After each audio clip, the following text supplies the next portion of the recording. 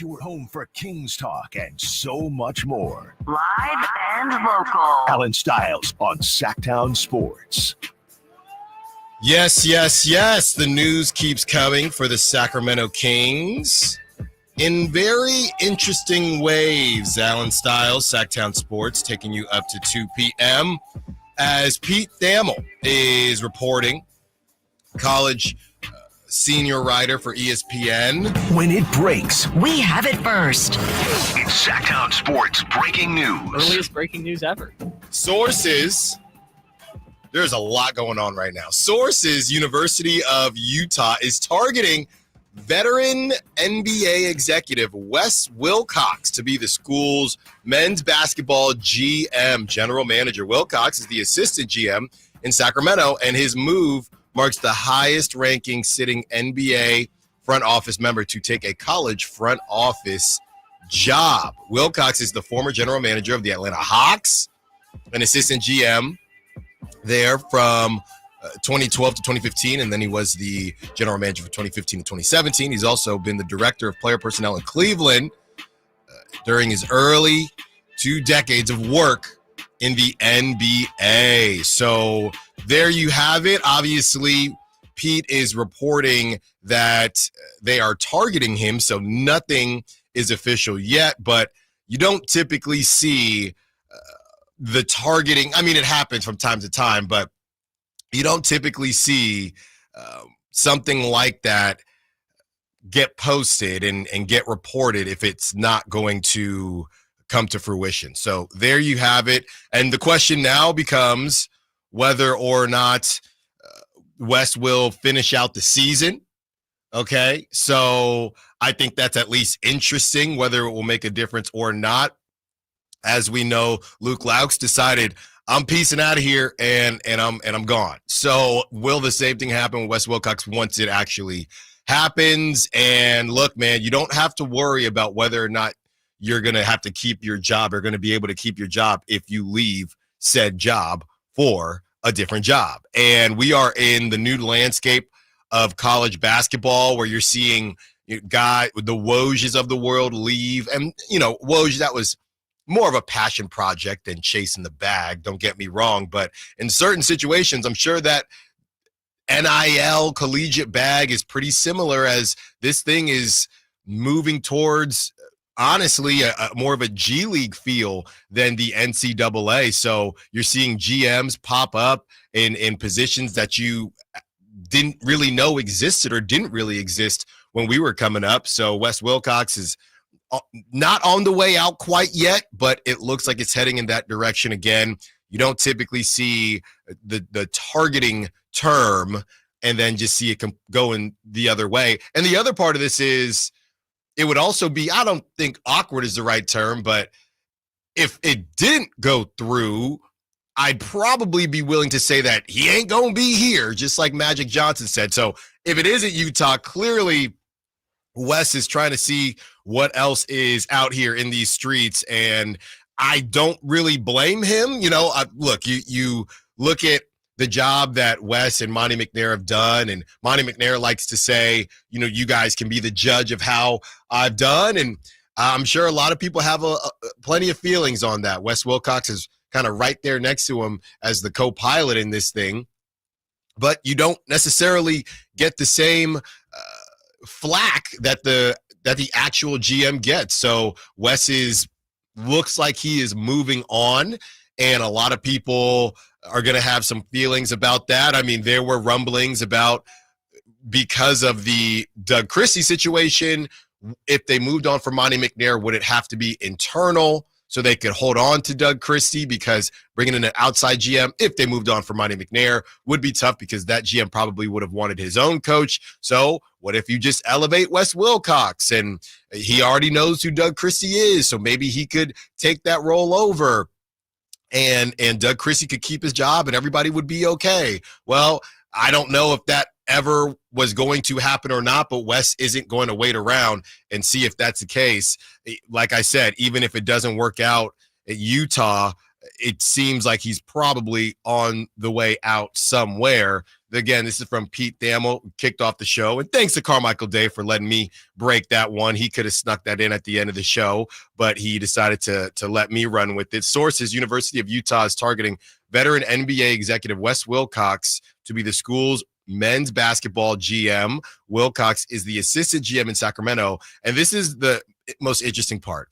And his move marks the highest ranking sitting NBA front office member to take a college front office job. So he's kind of paving the way a little bit. And I'm sure, like I said, we're not pocket watching yet, but I'm sure Utah is making it worth his while.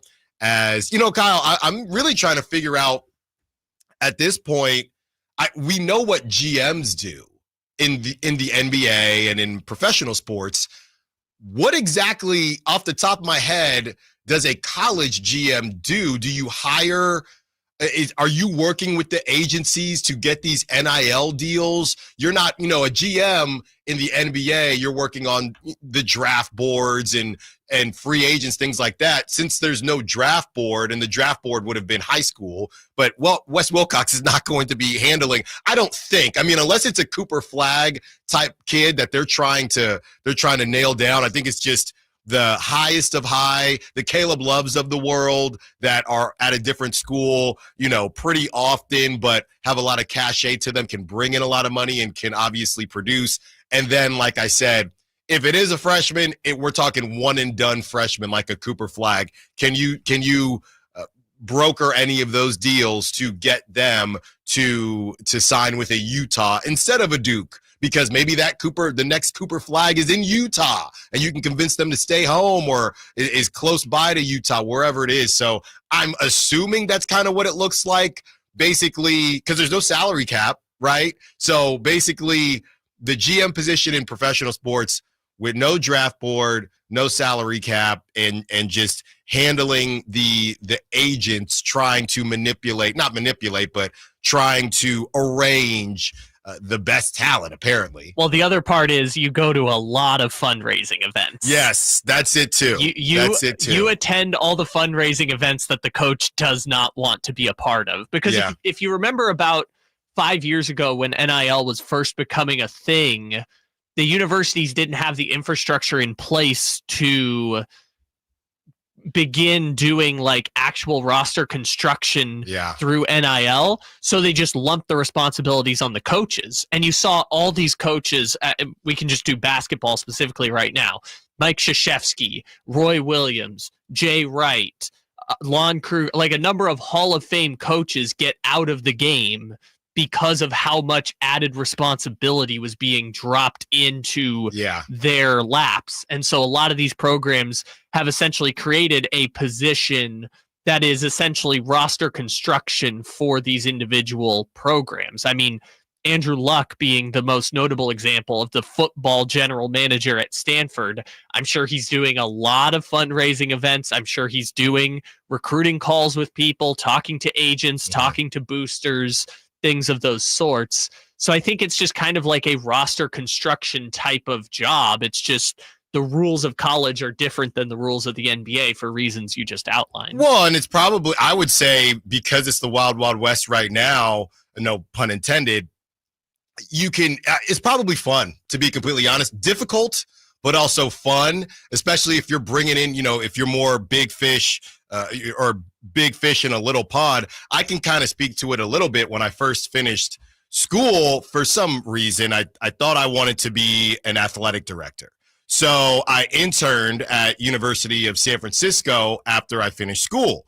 And it was a great time. I really appreciate them helping me out and, letting me see what it was. Because what I realized is, as an athletic director, and I was shadowing the assistant athletic director at USF at the time, there's really nothing as far as the athletics are concerned. It's a bunch of fundraising specifically with the athletic program in mind, or athletic programs in mind. So what I'm assuming is it's a little bit of that, what an athletic director does, but because these things are growing so much, you essentially need one for each. When I was, 10 years ago, when I was interning, you had an athletic director and an assistant athletic director. And that's pretty much all the athletic fundraising you did, besides what, whoever else is involved. Now they're to the point because of NIL where you essentially need a mini athletic director also with the roster construction for every major sport. So the athletic director now, whether it's at USF or whatever, they're not handling the basketball stuff because it's too much. Let's just bring in a GM and they can handle that part of it because there's just a lot more going on than there was 10 years ago. Yes, and this is laying the foundation for, in 5 to 10 years, these players are going to be paid salaries by these universities. And so at that point, it becomes payroll management more than it becomes NIL fundraising or booster fundraising. All of this is headed towards revenue sharing and players getting paid. Well, I want to thank Wes Wilcox for dropping this news, or Pete Thamel, because it kept us from talking about the game last night, which we will do on the other side. Allen Stiles, Sacktown Sports. All guests and callers join us from the Folsom Lake Honda hotline. Folsom Lake Honda, your one-stop Honda shop. As a rideshare driver, I love keeping my car smelling fresh and clean. So when I'm driving, I only trust Febreze car vent clips, featuring 3 distinct intensity settings, because it's that little touch that sets me apart. I can turn the intensity down for subtle freshness, or I can turn it up for when I want lots of scent. So whether it's set to low, medium, or high, with Febreze car, I know my car's going to smell amazing. Which keeps my driver rating right where it belongs. Picking up, Oscar! What if your limited inventory had unlimited potential? What if your biggest risk was not taking one? What if you could make every move matter? Bank of America's business solutions can help bring your biggest what-ifs within reach. Find out how our digital tools, cutting-edge insights, and trusted expertise can work for your business. What would you like the power to do? Visit bankofamerica.com/banking for business to learn more. Bank of America is proud to be the official bank sponsor of FIFA World Cup 2026. Jason Tatum now has 8 points, 4 assists in this first quarter. Back at the midcourt line, working on LaRavia, gets the screen. Now a 1-foot three-point attempt. It's good on the left angle. That was an awkward launch, but he's in double figures. He's got 11. Celtics within 2. Allen Stiles You can join the show by texting 916-339-1140 on Sacktown Sports. That was crazy, by the way. That 3 was so effortless, and we've seen the LaMelo Balls pull this off before. Jason Tatum, I need to double check, because when this stuff starts getting disrespectful, has he done that before? Or was that I'm in Sacramento. If I was in Sacramento, that would be the day that I would try it out. Well, I'll tell you that much. They were losing at that point, I think, and he still pulled up. I think that's part of it. It's just, I'm not really too concerned with Sacramento.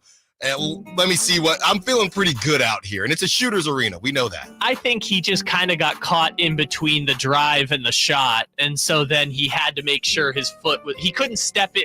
You know how we get mad at DeRozan because he always is stepping on the line on the 3? I think he was conscious of where he was and knew he couldn't step into his shot. So I think he kind of just got caught in no man's land. But Kyle, he ain't doing that against the Thunder. He's not. I'm not saying the Thunder.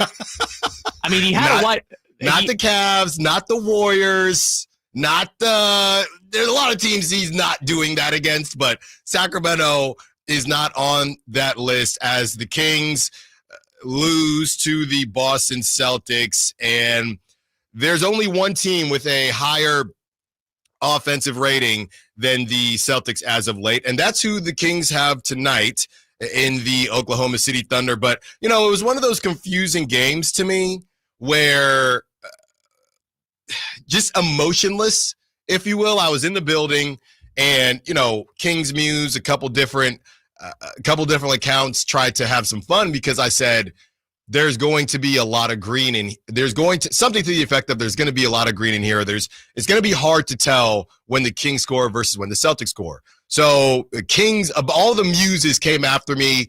Kings Muse says, Allen, the doors aren't even open yet. Domantas Sabonis Muse. And if you don't know what a muse is, it's just an account on social media that is just a big fan of a specific player. So I don't know. It's just MUSE. The StatMuse subsection. Yes. So StatMuse came out with, they do a bunch of stats, and then people started doing teams, and then people started doing players because there's nothing better to do in life, apparently. And the Domantas Sabonis Muse is trying to roast me and is just, wow, really good team, has a lot of fans. Look, brother, let me tell you something right now. The Celtics, we know there's about, 5 to 7 teams that their fans are everywhere. We don't really count the Warriors because they're not local, but they're close enough. You got the Heat, who have that random fan base. You got the Celtics, obviously, that have that random fan base. You have a couple other teams you would throw in that category. But last night was absurd, okay? Last night was absurd. There were "Let's Go Celtics" chants, all right? And this is the type of stuff. When you see what's going on, if you owned this and you see what's going on, it's embarrassing. It's embarrassing. And I know they're the reigning champs. I get that. But it's beyond just, it looked like St. Patrick's Day in there, and it's beyond the chants. Okay? It's beyond just the cheering, the "Let's Go Celtics" chants. And then what's funny is Kings fans were confused as to what to do. So I'm sitting next to Chris Watkins, and Kings fans are trying to combat the "Let's Go Celtics" chants by booing, which you can't do because now, not that the players are paying that much attention, but now it sounds like there's a combination of "Let's Go Celtics" chants and booing going on in the arena. It was a complete mess. And, Jared Weiss, who we talked to yesterday, he said, get ready for the Peyton Pritchard show. And he wasn't lying. Peyton Pritchard had a heck of a game.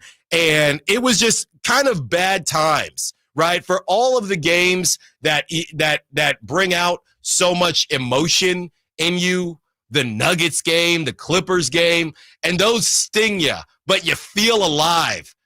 Last night was just autopilot. I go in, it was lowrider night. The media meal was enchiladas. They weren't bad. They were pretty good, but everyone was just going through the motions. I feel, including the team. Everybody was just going through the motions because we're not good enough. Even when the Kings were winning, this isn't going to continue, right? Boston's just going to lean forward on their PS5 and start actually trying.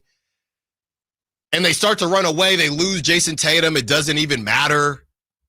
So everybody kind of knew. I mean, Jason Tatum, and I didn't know what did Jaylen Brown, whether he left or not. It didn't really matter because the game was just kind of cooked. Jason Tatum, the 26 minutes. Jaylen Brown, 20. They don't even break 30 minutes. Porzingis, 31 minutes. Drew Holiday, 31. Derek White, 33 minutes. You got this dude, Baylor Shireman, who I've never heard of before, but played 28 minutes and was pretty darn good. He had that saucy pass behind the back. Luke Cornett was giving people trouble, 13 points. He played 26 minutes. Like I said, Peyton Pritchard played the most minutes on the Celtics, which I'm pretty sure probably happens more than you would think just because they're always beating the brakes off teams. But Peyton Pritchard, 22 points in 35 minutes, he put up 13 threes. So people, just so we know, that's what 50 threes looks like. Now we know that now. That's how you get up 50 threes. They also took 15 in the fourth quarter, so it was garbage time threes also. Yeah. It's hard to get to 50 threes. 38%, 19 of 50 from the three-point line. And you know what? I think why everyone felt like this thing wasn't going to last was because the Kings, they were leading, but the Celtics were shooting terribly. Jason Tatum was hot, but everyone else was ice, baby, and the Celtics were still around.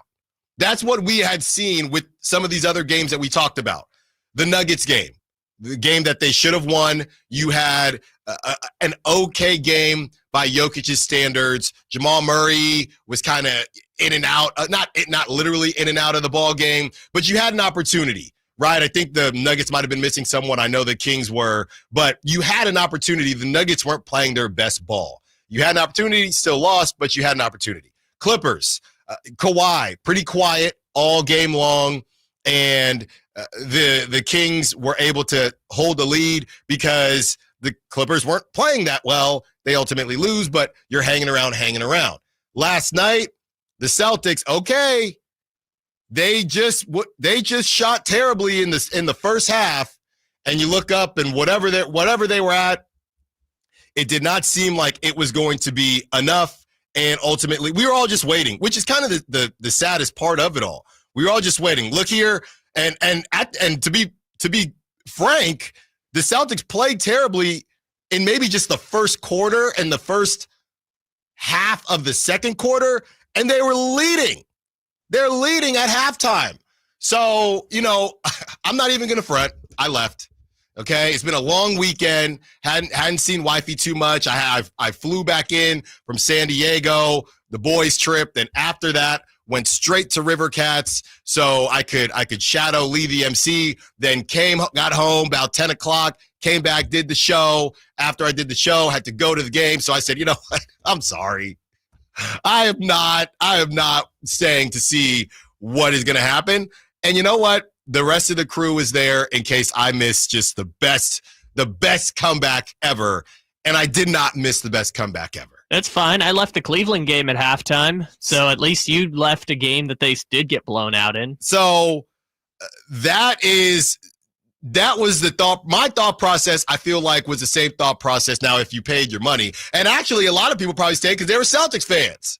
So there's no reason to leave. It was a sad day to me. And, more than some of the other games that have stung, I think where we're at is exactly how I've talked about the Kings before in the national media and with the refs, right? When people are, Allen, going at me about, or not going at me, but having conversations about the refs and how they can't stand Sacramento. I've always said, I think it's worse than the refs not liking Sacramento, because if you don't like a place, I think there's still a level of respect. Like, I don't know that refs like to ref Draymond, but there's a level of respect, right? And some of the teams and players that they have to ref, I just think the refs don't care about Sacramento. And that's how I feel about a lot of the fans now. I would never say that about the actual players, but I just think a lot of people, again, are on autopilot and just waiting for this thing to end. At the same time, I do believe, and I'm going to do it, I'm going to have a Hopium segment, and we're going to do it on the other side. And I know someone's going to get into their car or fire up their YouTube and say, this dude is reaching once again. But we have to do it for at least one segment a day. We have to try to be positive. I'm going to attempt to do it, and I don't know how successful I'll be, but I'm going to try when we return. Allen Stiles, Sacktown Sports. The only place you'll find Malik Monk is Sacktown Sports. Oh my, what an athletic move that time by Malik Monk. Hey Sacramento, it's Malik Monk, and you're listening to the home of the Sacramento Kings, Sacktown Sports. Your local sports leader. Pro Savings Days are back at Lowe's with limited time savings on the supplies pros need. Get up to 40% off select major appliances. Plus, save an additional $100 on every $1,000 you spend on select major appliances. And don't miss your chance to activate and earn 3 times the points on select DeWalt and Klein tools. Lowe's, we help, you save. Valid through 3/28. Selection varies by location. While supplies last. See associate or Lowe's.com for more details on qualifying items. With Progressive, it's easy to reach customer service with our app, website, chat, or by phone. Because when getting help is hard, it's not help at all. Little help. A little help over here. Thank you for calling Bench Press Assistance. What? Due to excessive gym volume, all available spotters are currently lifting heavy weights off the chests of other bench pressers. Seriously? Please continue to hold, and we will remove the barbell from your chest in the order in which your cry for help was received. Getting assistance should be easy. With Progressive, it is. Progressive Casualty Insurance Company and Affiliates. 2025 River Cats baseball is finally here. Kick off the year with exciting baseball, brand new giveaways, and all the fun of Sutter Health Park. Whether you're with friends or family, don't miss a moment of River Cats action. Get your tickets for the first games of the season at rivercats.com. Coach Doug Christie here for your truck headquarters, reminding you that every deal at Folsom Lake Ford is a slam dunk. Shop all your favorite models on sale now, including America's best-selling truck for over 47 years, Ford F-Series, plus a huge selection of Broncos, Bronco Sports, and all of Ford's award-winning SUVs. at FolsomLakeFord.com. Listen, I know a great play when I see one. And if you want to save on a new Ford, you got to drive the lane straight to Folsom Lake Ford in the Folsom Auto Mall. Right now, buy any new Ford with 0 down on approval of credit. Save big with low interest financing, and Folsom Lake Ford always pays top dollar for your trade. So hurry to Folsom Lake Ford, a 6-time Triple Crown winner for sales and service excellence. That's why they're my trusted dealer, and they should be yours too. Tell them Coach Doug Christie sent you, or shop them online at FolsomLakeFord.com. Twin Peaks is the best in the game. Here, the ultimate lunch lineup boasts wall-to-wall sports and scenic views. When you're hungry and in a hurry, the Scratch Kitchen delivers lunch in the clutch. I mean, where else can you order a 29-degree draft beer and a quickie combo on your lunch break? Only at Twin Peaks, the #1 sports bar. Twin Peaks Scratch Kitchen scores every time. Dig into hand-smashed burgers, chef-inspired flatbreads, and more at your local lodge.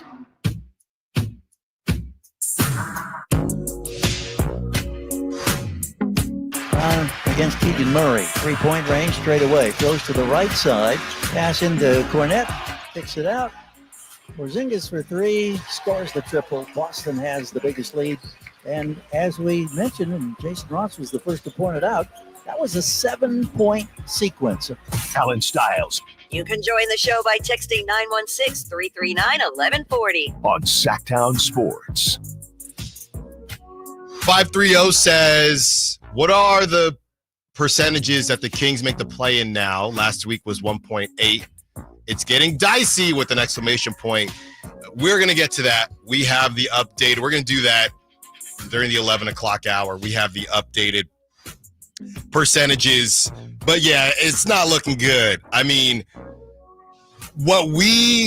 this was the worst-case scenario, right? The Suns, we said this.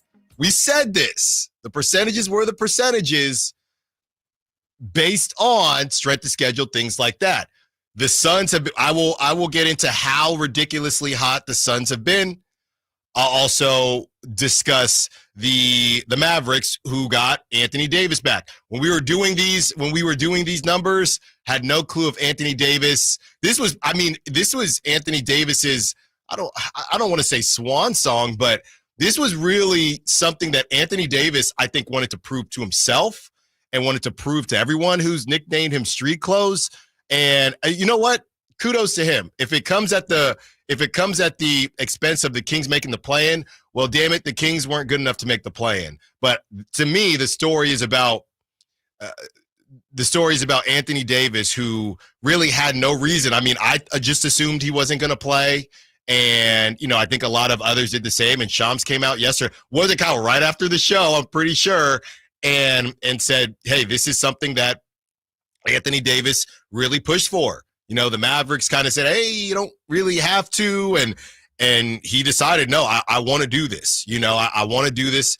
Like I said, I'm not trying to put words in his mouth, but I want to prove this to myself. I want to, prove this to my teammates. Kind of similar to De'Aaron Fox wanting to play, what was that, a month, maybe a little bit more than a month after the trade when he knew that they weren't playing for anything. Some of that matters, right? Anthony Davis is with the Mavs now. So he's trying to ingratiate himself with that fan base. Well, and the other part of it is he has to ingratiate himself with the fan base versus De'Aaron. Like, San Antonio would have understood if De'Aaron had done it. With Anthony Davis, it's like they're actively protesting outside the arena and at hockey games because they got you, right? A future Hall of Famer who might be a top 10 player in the NBA.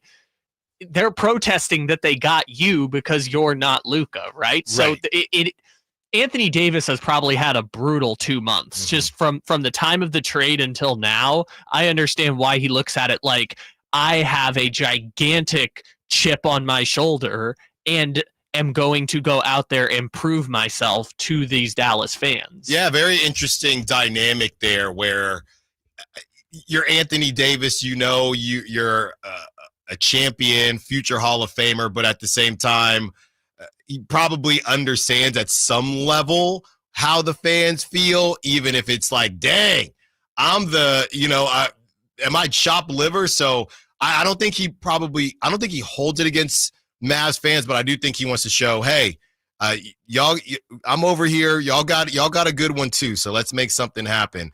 Let's get to this hopium, and I'm gonna try here. I'm gonna try my best. Okay, and it's easy to sit here and just be sad about the situation, and whether the Kings are able to pull this off or whether they're not able to pull this off. And I think it's very simple, right? Going into this whole situation where the Kings were just kind of locked in the 9 seed, it was interesting because everybody felt like they weren't playing for anything. And just last week, these are tune-up games, right? And it's hard when you play a sport and it's a scrimmage, unless you're fighting for a starting spot.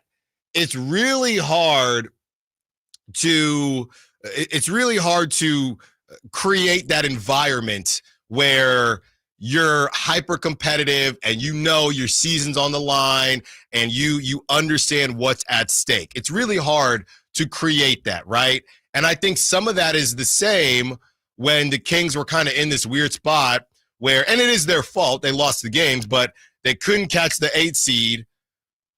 So they were just playing to not lose the 9 seed, which they haven't yet, but it's close.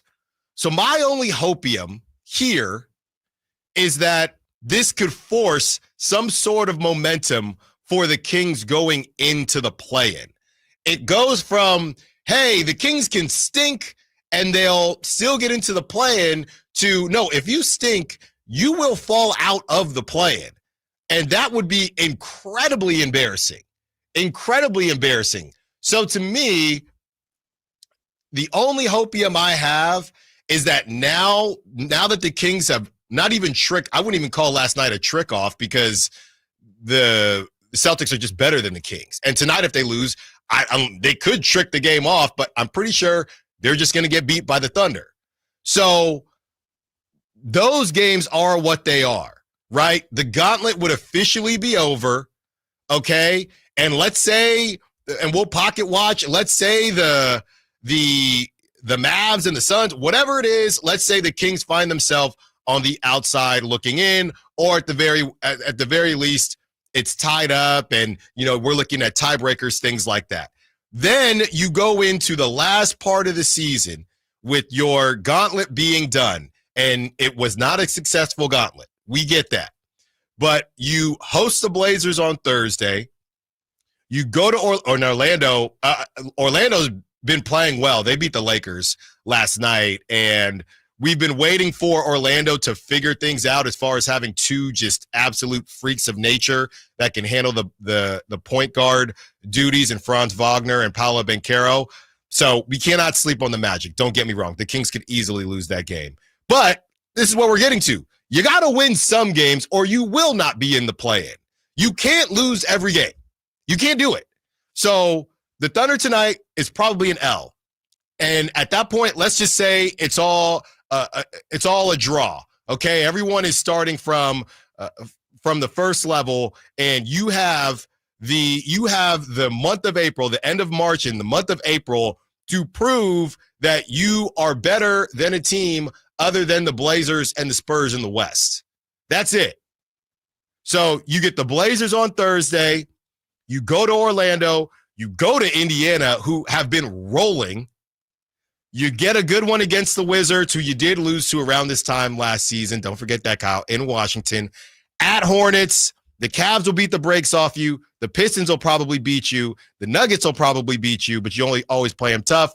And then you host the Clippers and you host the Suns. And that Suns game is probably going to be crazy because we know that the Suns, the Suns don't have any Wizards or Hornets left. That's their problem. They got one Spurs game. So, and the Kings get Trailblazers as well, who I know aren't terrible, but you have to beat some of these teams. So the Kings play 4 teams below 500 the rest of the way. There you go. You could take this momentum and you can head into the play-in and say, hey, we're rocking and rolling now. Or you miss the play-in completely, which is possible, and it's a much better chance of getting your pick.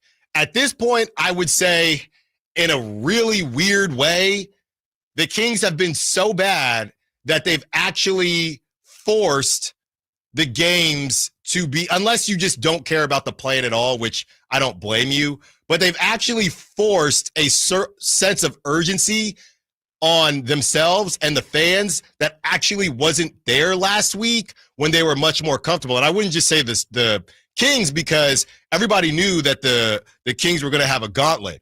Anthony Davis deciding to come back, right? And the Suns, who are 13-3 or something like that, they beat the Bucks last night. So didn't think the Suns would beat the Bucks. Didn't think the Suns would beat the Cavs. Okay. They beat the Bulls and they had the Raptors. Next up, they get the Celtics.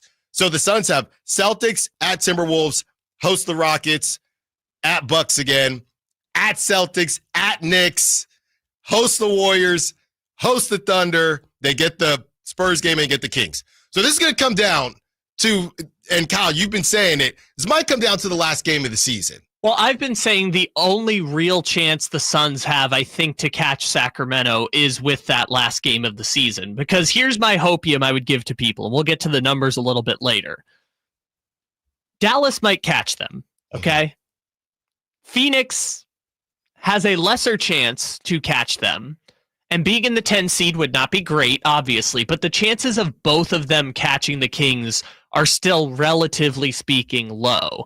And I know Phoenix has won a couple games that we didn't expect and are somehow better when Bradley Beal doesn't play. But I would just make the point again, the reason why it looks closer than it is right now is really simple, and the schedule just happened to break this way because the East Coast road trip. Phoenix beat the Bulls, they beat the Bucks, the Kings lost to the Bulls, the Kings lost to the Bucks. That's the reason why it looks as close as it does right now, is that literally teams that Sacramento lost to played Phoenix 2 nights later and lost those games. Yeah. And it's all going to come down to what's in front of them. And I hate to just not even pay attention, because we're going to do the game preview against the Thunder tonight, and we're going to do that at 1 o'clock as we always do. But this, I feel like it's just mentally safer to just look past this game. But what if I told you, again, this is our hopium segment, Jalen Williams and Chet Holmgren are questionable. They already beat them without those guys last time. I know, but it's hopium, right? The Kings actually haven't, did the Kings play a fully was last night the most fully loaded squad the Kings have played during this gauntlet? Because the Bucks didn't have Dame. The Celtics didn't have Darius Garland. If the Thunder don't play with Jalen and, like you said, Chet, they got one game in the Celtics that was basically fully loaded besides Al Horford. Yeah. They got one. So they got the Knicks breaks. Knicks didn't have Brunson. Knicks didn't have Brunson. Clippers didn't have Norm Powell. Who did the Nuggets were missing someone? I think maybe Aaron Gordon was out. Nuggets didn't have Aaron Gordon. Now, they were missing guys during those games too. The Kings were. But they got some good breaks, man. Relatively speaking, yeah. I mean, if we think about the gauntlet month we're talking about, I'm just going back and doing quick math here. The Kings at this point would be, 5-9 in March. I mean, it's not terrible from where we thought they were going to be. But again, that Bulls, you just swapped because they lost to the Bulls. That Cavs game meant absolutely nothing. Yeah, and if you look at the above 500 teams they've beaten, it's Houston and it's Cleveland, and that's it.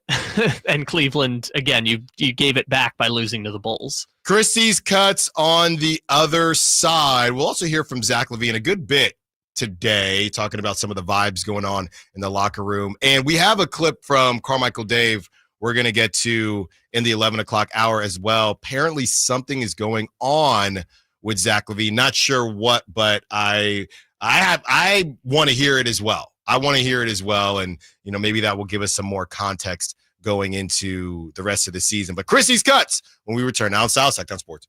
For more than half a century, contractors and trade professionals have relied on WeatherGuard for heavy-duty truck and van storage equipment, not just to protect their tools, but to protect their professional reputations. Whether it's inside or outside of work vehicles, a WeatherGuard badge means pros can trust that their hard-earned name is in good hands. Since 1968 and every day since, WeatherGuard has been protecting anything it takes to build a professional reputation. WeatherGuard, established in 1968, proven every day. WeatherGuard.com. The Amish have a reputation for craftsmanship, determination, and quality. Hi, this is Frank LaRosa with a word about Naturewood Home Furnishings. You know, those virtues sound quite similar to the Keys family and the day-to-day values on display at Naturewood. The Amish furniture craftsmanship begins with the finest hardwood, shaping and molding the raw materials into one-of-a-kind art. In addition to the classic styles long sought and revered by discriminating furniture lovers, Naturewood Home Furnishings offers a vast selection that includes transitional, modern, farmhouse, arts and crafts, and other stunning styles, all available in the ultimate Amish standard of excellence built over centuries. All Naturewood Amish furniture is on sale right now for a limited time. Let the Naturewood team guide you through their selection of Amish furniture that will be with you forever. Naturewood Home Furnishings, off Highway 50 at Hazel. Look for the water wheel. Huge savings now on new 2025 Silverado at the Meta Chevy Silverado Supercenter. Save $11,000 off MSRP after rebates every new Silverado LT Turbo Max with Meta Chevy's exclusive all-in-stock pricing. And Meta Chevy has one of the largest selections in the Sacramento area. $11,000 off new Silverado at the Meta Chevy Silverado Supercenter. Now that's big, huge. See them all at MetaChevy.com. Together, let's drive. Not available with special financing. We see some of the rough. Made a great deal at Meta. It's Carmichael Dave talking to you about my good friends at American Energy. You're in the Sacramento area. You know how the seasons work. They are a-changing right now. So American Energy wants to help you stay warm for the rest of the cold season, but help you stay cool during the warm season. Best way to do that, make sure your system is operating safely. So right now is the time to take advantage of half off a tune-up, $24.50. They cut that right in half, and if you want a diagnostic, guess what? You can't beat free. If it's free, it's me, and now it can be you. And also, it's the end of the season blowout. $4,000 off a new system plus any rebates. That $4,000, that's a direct drop from the sticker price. It's a great deal. Check them out at theaeway.com or an instant quote, or give them a call at 916-520-9990. That's 916-520-9990. Tell them your good buddy Carmichael Dave sent you. Call 916-520-9990 now. Get ready for the high-octane action. It's the 76th season opener at the Stockton 99 Speedway, March 29th. Watch the intense racing action as the Stockton Late Models, NorCal Mini Stocks, NorCal Legend Series, Pure Stocks, and Fast Car Solutions Mini Modifieds tear up the track. It's fast, it's thrilling, it's non-stop action you don't want to miss. Family-friendly fun, food, and excitement for everyone. Gates open at 5 p.m. Racing starts at 6. Stockton 99 Speedway, where speed and excitement come to life. March 29th. Be there for the 76th season opener. For tickets, visit Stockton99.com. If you're 55 and up, T-Mobile has plans built just for you. 2 lines of unlimited for just $30 a line. That's a 45% savings compared to Verizon and AT&T. But don't just take our word for it. It's not just the savings that are great with our T-Mobile plan. There's all this value from all these other things that T-Mobile offers. T-Mobile has been such a savings for us. We love it. Switch today and get 2 free 5G phones like the Motorola Edge with Turbo Power charging that gives you power for the day in just 15 minutes. And customers 55 and up can get 2 lines of talk, text, and data for only $30 a line. Go to T-Mobile.com/choice55 to learn more. With AutoPay plus taxes and fees, plus $5 per line without AutoPay. Debit or bank account required. 45% off 2 lines versus AT&T Starter and Verizon Welcome. Plan benefits vary. Motorola Edge on us with 24 monthly bill credits and new line for well-qualified customers, plus tax and $35 per line connection charge. See details at T-Mobile.com. Motorola Edge requires 68-watt charger. Charger sold separately. Actual performance will vary based on usage and configuration.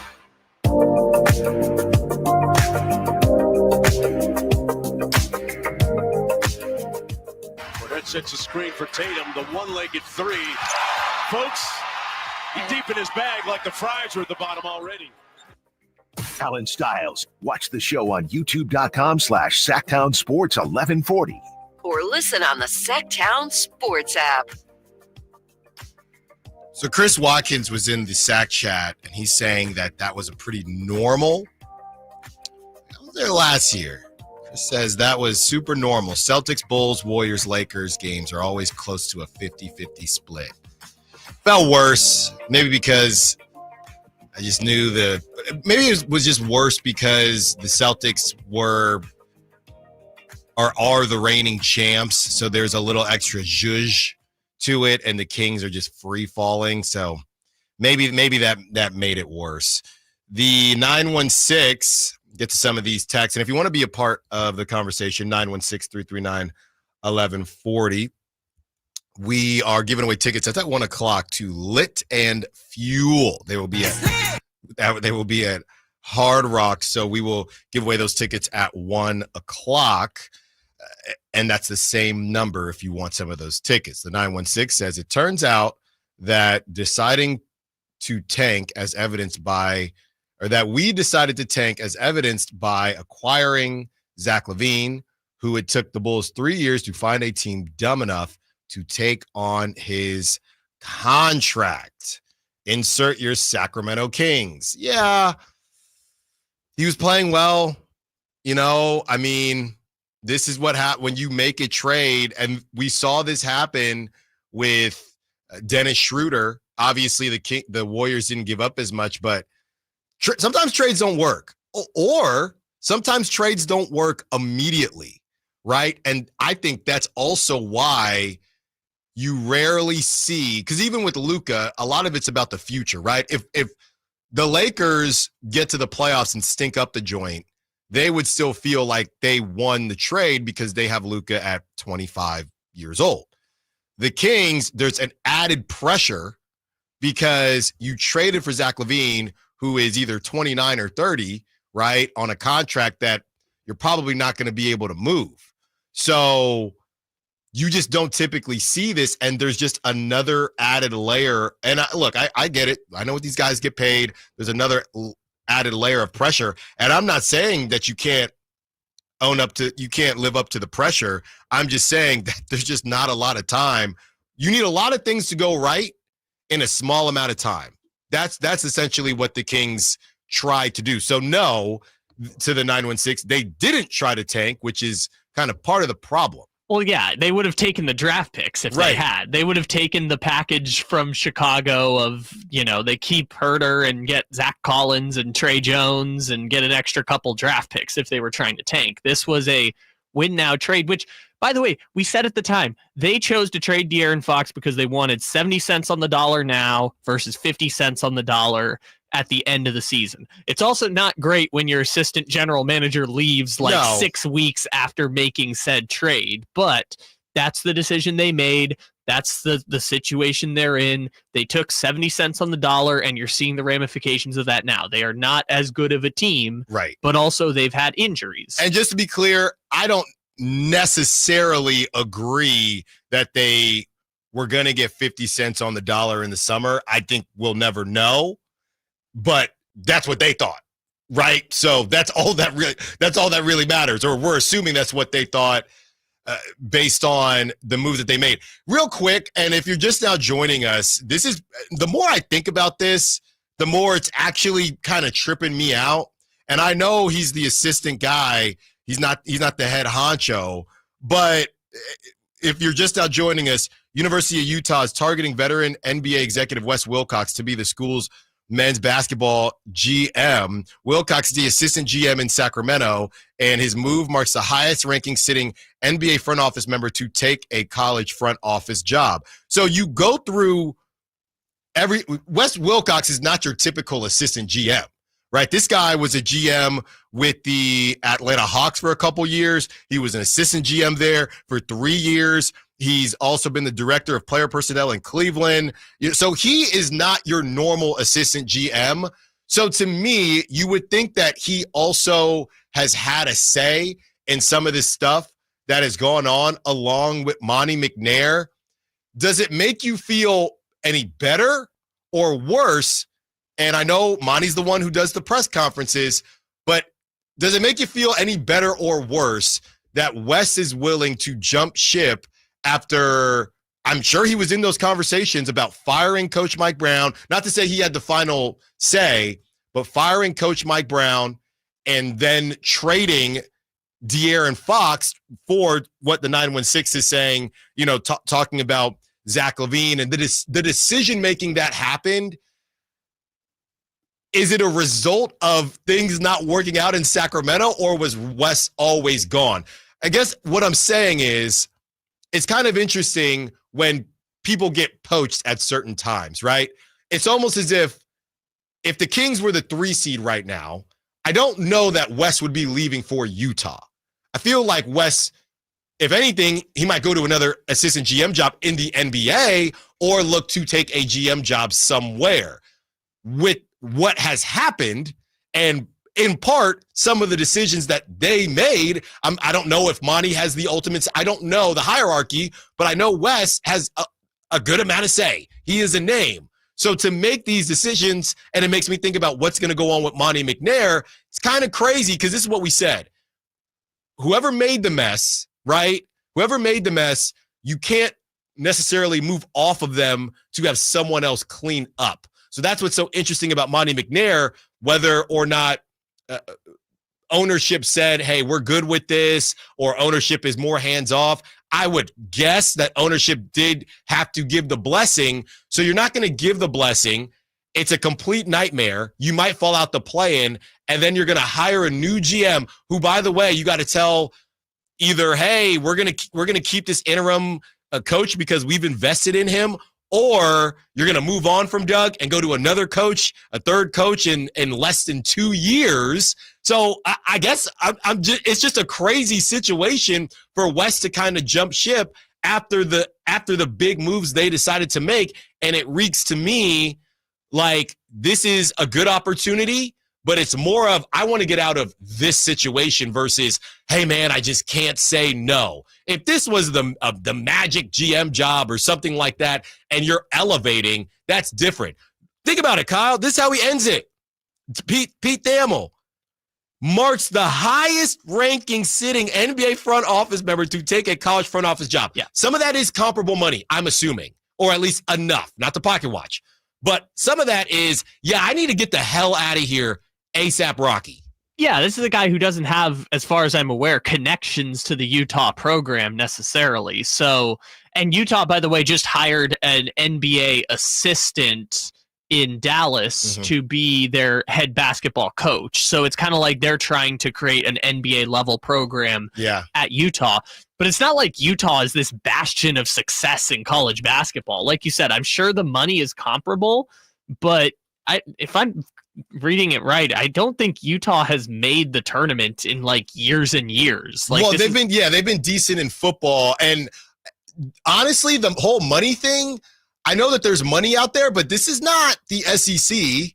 This is not Texas, right? So I think the money is comparable. It's comparable enough for West to say, I'm up out of here. Because honestly, their big battle is BYU. That's who they're battling with for a lot of these recruits. Yeah, and BYU dropped the bag on, I can't remember. Yes, I know exactly who you're talking about. I think it was Kevin Young, who was the Suns assistant. By the way, Utah hasn't made the tournament since 2016. So this is change. This is not a program that is strong necessarily or ready to win now. This is I think it's the same thing going back to Luke Laux. It's the timing and it's the positions they're taking, right? It's leaving the NBA, which I know Sacramento feels like the bastion, like the bottom rung of the NBA, but it's leaving the bottom rung of the NBA on a ship that feels like it's sinking to go to the college level. Yeah. And the timing of it being in the middle of the season for both of them is what makes me feel like everyone's just trying to get out of Sacramento. Like everything is quote unquote falling apart and everyone wants to get out. Yeah, my initial thought is, and we're going to get to Christie's cuts on the other side here, because I honestly feel like this is just larger, right? I mean, we know what this season is. The Celtics, they whooped them. They whooped them good. But we do have Christie's cuts coming up, because it just makes me wonder, do I feel any differently now? And I'm still processing this news, as I think a lot of people are, with Wes Wilcox. Not gone yet, but Utah is targeting Wes Wilcox to become their GM for their men's basketball program. Does this make me feel any differently about whether or not Monty McNair will stay, is going to be asked to stay? You know, could he leave on his own?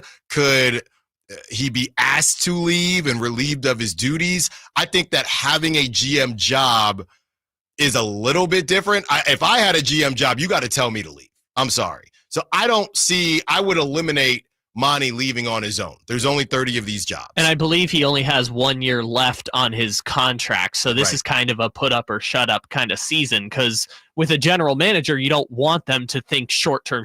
Their job is, we want to put this in the position for the long run to succeed. So, and I'm sure colleges are calling everyone, but yeah, you're not leaving a GM job for college. That would be crazy. And that would just say, okay, what in the world is going on here? And I don't think Monty would leave a GM job for anything other than a GM job. And I don't know how much his phone is ringing off the hook right now for another GM job. So I think that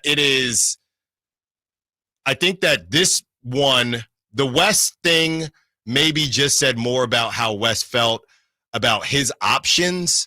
As far as Monty is concerned, like I said, there's 30 of these jobs. I'm not leaving unless you ask me to. So I don't think anything is changing on that front, but it'll be interesting to see how it moves forward. Chrissy's Cuts on the other side. Allen Stiles, Sacktown Sports. Tonight, Kings and Thunder. Game night with Scott Marsh and the high flyer Henry Turner starts at 5:30. Tip-off at 7. The Kings play here on Sacktown Sports. Sacktown Sports, 1140.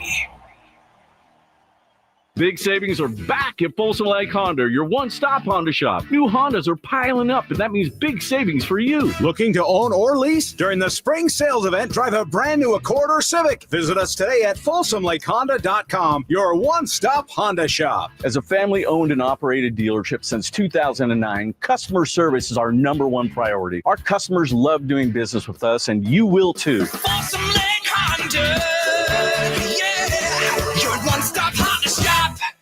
Get ready, NorCal. The Lodi Beer Fest and State Barbecue Championship is on Saturday, April 26th at the Lodi Grape Festival grounds. There will be something for everyone. Craft beers from over 50 breweries, live music, outrageous food, games, plus taste barbecue from world-class barbecue teams. For tickets and more information, go to grapefestival.com. Must be 21 years of age or older to attend. The Lodi Beer Fest, where great brews meet legendary cues. Saturday, April 26th in Lodi.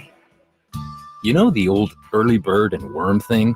Well, here's an early bird special and Bonnie's lowest price of the year. Imagine an entire new HVAC system replacement, both heating and cooling, for as low as, ready? $11,789.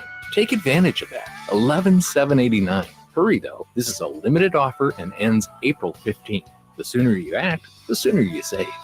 Plumbing, electrical, heating, and air, Bonnie.com. Some restrictions apply. License 696-355. What's up? We're talking to Chad Hoblet of Hoblet Dodge Chrysler Jeep Ram in Woodland. Well, it's the Ram Truck Month sales event, and I know that means discounts. Right now, you can save up to $17,500 off MSRP on new 2025 Ram 1500 Bighorn Crew Cab 4x4s. And we don't just have a few Rams. We have Northern California's biggest selection, with over 500 new Rams available. It's the big city savings with the small town customer service. Exactly. When you shop at Hoblet, you become part of the family. Plus, we don't just have big savings on Ram trucks. We have almost 200 vehicles at the Hoblet Certified Pre-Owned Super Center and over 30 under $20,000. Search, select, and save through their whole inventory at HobletDodge.com. Unbeatable prices, unbeatable selection. Nobody beats Hoblet, period. $17,500 total net savings after $10,500 tractor rebates and $7,000 dealer discounts. Rebates include $2,000 Chrysler Capital bonus cash. Must finance through Chrysler Capital. $1,500 National Conquest dealer cash. Must currently own or lease a Ford, Chevy, or GMC brand vehicle. And $500 on-the-job upfit. Must show 500 plus eligible upfit. 5 of this net savings. Sample VIN 684-262. See dealer for details. Hi, I'm Justin Gingery from the law firm of Gingery, Hammer & Associates. When you have been injured by the fault of another, you will want advice you can trust. If you know an attorney you can trust, I hope you call that person. But if you don't, please call me. I promise I will be the attorney you can trust, along with my entire team. I have been helping accident survivors recover compensation for their injuries for 25 years, and we can help you. There is no charge for calling. If you have an injury, just call Gingery. Your local sports leader in the 916. KHD HD1 Sacramento. KYMX HD3 Sacramento. From the Power Business Technology Toshiba Studios. Sacktown Sports 1140.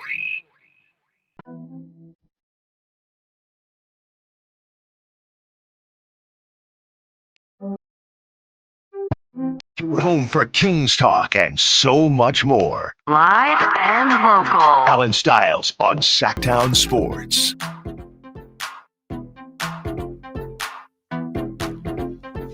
Following up on that 916 who said they were tanking, 916 says, we're so dumb that we're tanking unintentionally. That's all I'm saying. That's fair. You're tanking and actively making your future worse. Yes. I hear what you're saying now, 916. Another 916. I believe the Kings knew they weren't going to re-sign Fox. That's why they signed DeMar DeRozan and then later worked out a trade for Zach LaVine. Well, then that's stupid. That's stupid. To go from being one of the bright young teams in the NBA with 2 All-NBA players to the Sacramento Bulls. Yes. I would say that's a worse sell than, hey, we thought DeMar would work, and then it didn't work, and then De'Aaron wanted out, so Zach LaVine is having a good season, and the production was comparable. That sounds a lot better than we knew De'Aaron was out, so we've had a plan to create the Sacramento Bulls for years now. Yeah, this was the grand vision Monty McNair wanted. Yeah, that sounds way worse. Yeah. And even if it is true, take it to the grave. Do not ever say that out loud. Okay, to the texter's point, I think there's some truth here, but making the wrong correlation, right? The Kings probably knew earlier than we were anticipating that De'Aaron Fox probably wasn't going to re-sign, or at least they weren't going to be able to do enough to put De'Aaron Fox in a position to re-sign. Or didn't want to do enough. I just think they maybe looked at the outlook of the team and said maybe they weren't going to be able to get there. But even if that is true, that doesn't mean that their plan then was to bring in DeMar DeRozan and Zach LaVine. I think the Zach LaVine thing only came about once they decided we're going to trade De'Aaron Fox before the deadline, and we're going to do it no matter what. With DeRozan, I think that was the 2 timeline thing of they wanted to bring in DeMar DeRozan to compete for this year, and then they gave up on the season about 31 games in when they fired Mike Brown. And now they have Doug Christie. And with that being said, it is time for Christie's Cuts. Disappointing. The areas that we need to really be good in is creating extra possessions. That would be offensive rebounds, turning them over. Weren't able to do that at a really high level, and then we have to shoot threes at a real higher clip. Not necessarily. I mean, obviously you want to make them, but they attempted 50. We only got up 24. So points of emphasis. Unfortunate 7-point play. Don't see that too often, but yeah. It doesn't get any easier. You got a game tomorrow and against the best team in the league. So you got to lick your wounds, come back, and be ready to roll. Probably with the 7-point play, it probably started there. You make a 3, you hit a free throw, and then you hit another 3.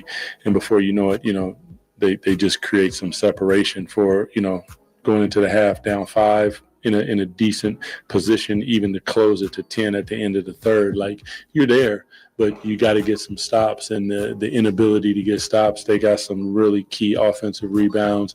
The kick out to the Schreier kid in the corner for 3. Like, those are the ones that really break your back. Those are the things that when we played there, we had 17 offensive rebounds. So we were flying around. Tonight, we didn't fly around at the level that you need to beat and compete against a world championship team.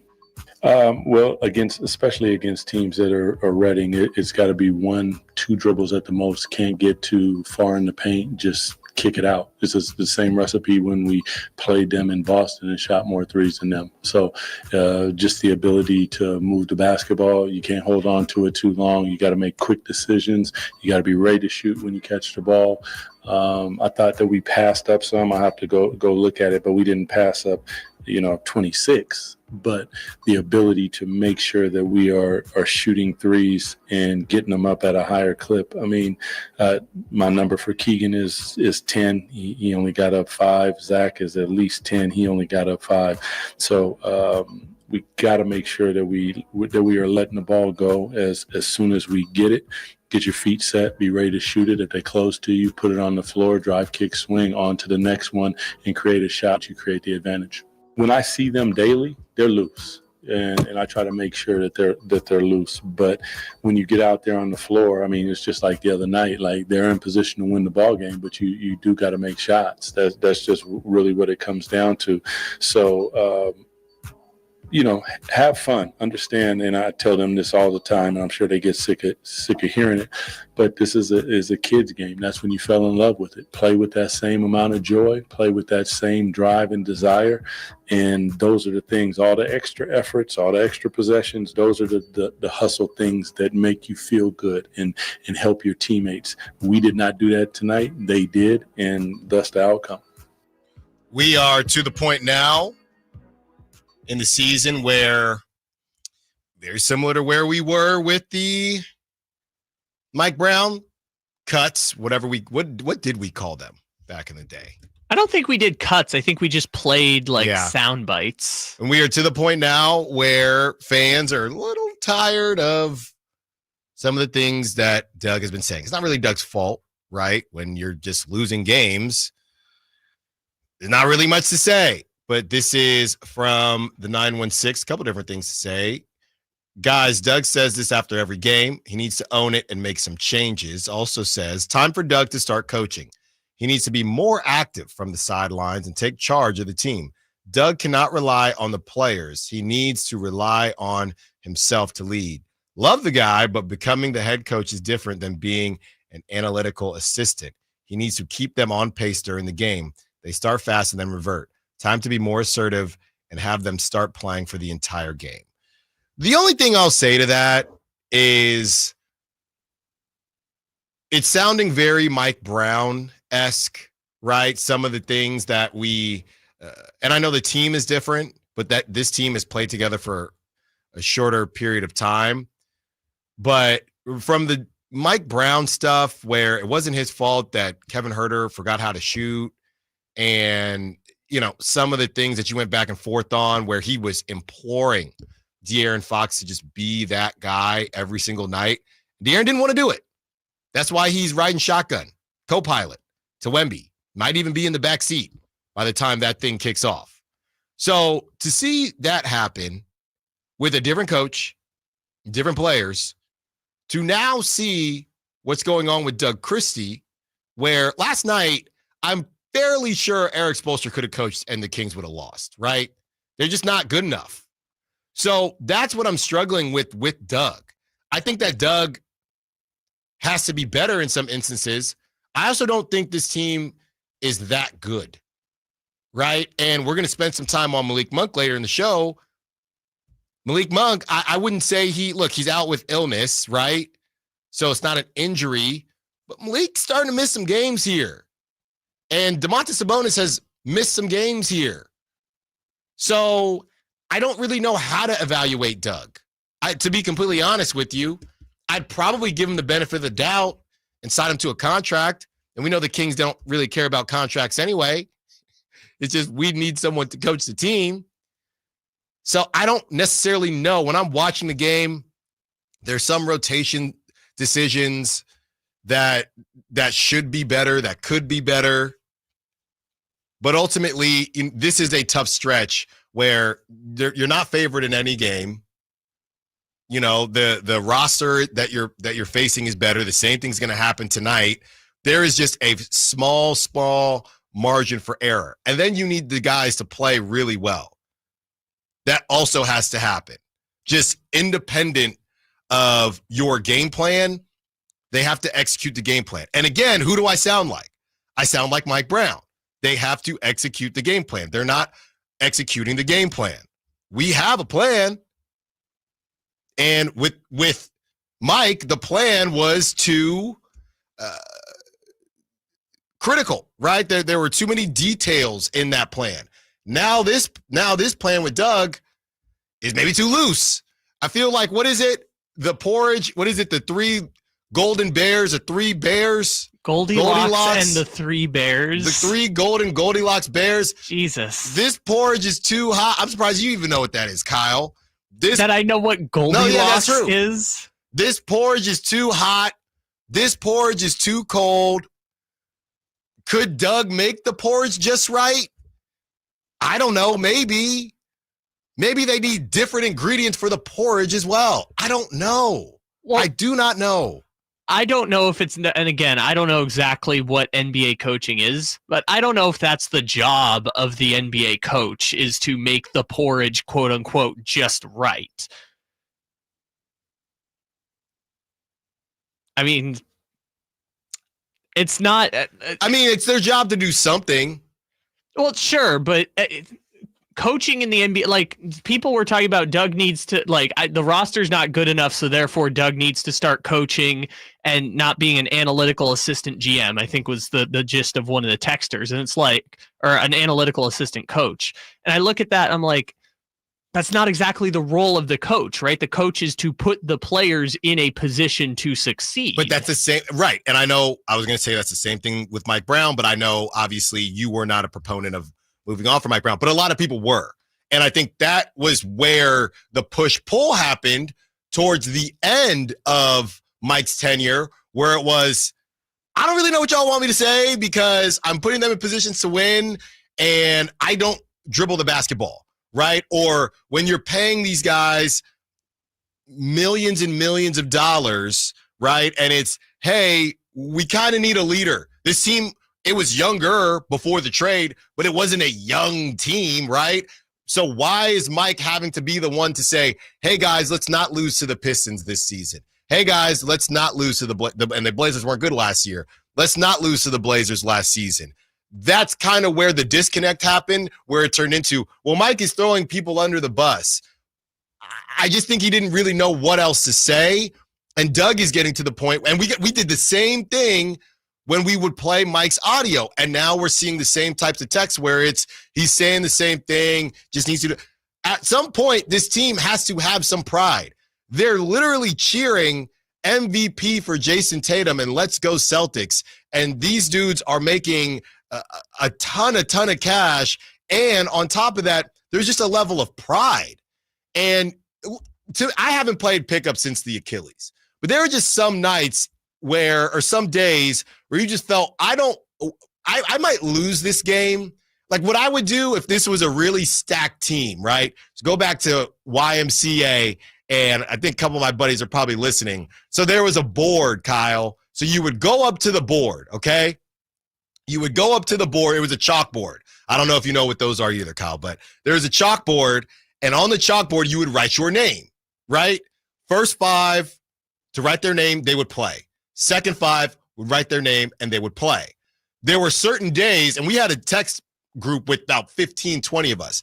Certain days, there were certain guys that were better than other guys, right? And if they wanted to run the court all day, they would have little side texts where they would be messing with their shoes or whatever. They wouldn't sign up because they wanted to play with certain guys and just run all day. Or they would sign up someone else's name. Oh, so-and-so's right behind me, so I'm just going to put up his name too. And it caused a little bit of drama. Mm-hmm. I would wake up sometimes, right, get into the gym and be ready to put my name down. They would put my name, they would put their own names, push me all the way to the second five. And so me and the other guys that clearly weren't seen as good enough, right, to play with that top five, it pissed us off, right? And I'm not even saying we won those games, but we damn sure played with the level of pride, and we weren't playing for any money. We were just playing for pride, and that's what I'm not seeing. If Doug can't get you fired up, I just don't think you're going to get fired up. And one thing we haven't talked about with this team when it comes to personalities, we're still lacking. Remember how much time we spent last season on the Kings need a dog? They still don't have one. Zach LaVine is pretty quiet, I would say. DeMar DeRozan, pretty quiet, I would say. You still got Keegan Murray. You got Malik, but you know, Malik is just one guy. He's fiery, but he's one guy. Sabonis is I get it. He's passionate, but you still don't have that guy that says, I'm not letting this happen, right? You shouldn't be letting this happen. And they still don't have that. So and I remember having a conversation, well, maybe your coach can be the dog. Apparently not forever, because it gets tiring. It gets tiring. So at some point, It's not about Doug. And I'm not even saying I think Doug is going to be a Hall of Fame coach. But at some point, you need to look in the mirror and say, we're not letting it happen. This is embarrassing, right? Especially with them young boys that are coming in tonight. You got dudes that are 10 years younger than you about to embarrass you on your home court. That at some point, you have to say, we can't let this happen. I don't care about the three. I don't care about how many threes you take. I don't care about any of that. Just have a level of pride and have a level of respect for people that are spending their hard-earned money and hard-earned time to watch you play. That's it. That's it. On the other side, we continue the conversation. Zach LaVine discusses the quote-unquote bad vibes in the locker room. How do we fix them? Allen Stiles, Sacktown Sports. Tonight, Kings and Thunder. Game night with Scott Marsh and the high flyer Henry Turner starts at 5:30. Tip-off at 7. The Kings play here on Sacktown Sports. Sacktown Sports, 1140. Spring is here, and that means gigantic savings for all your oil change needs at Jiffy Lube today. Get a $25 gift card with the purchase of any Pennzoil Platinum full synthetic oil change through May 31st at your local Jiffy Lube service center in the greater Sacramento areas. And don't forget about the additional $30 off online coupon at jiffylube.com. Terms apply. Valid email address required. See pennzoil.com/rewards for details. Jiffy Lube, huge spring savings for you today. Big savings are back at Folsom Lake Honda, your one-stop Honda shop. New Hondas are piling up, and that means big savings for you. Looking to own or lease? During the spring sales event, drive a brand new Accord or Civic. Visit us today at FolsomLakeHonda.com, your one-stop Honda shop. As a family-owned and operated dealership since 2009, customer service is our number one priority. Our customers love doing business with us, and you will too. Folsom Lake Honda. Yeah, your one-stop Honda shop.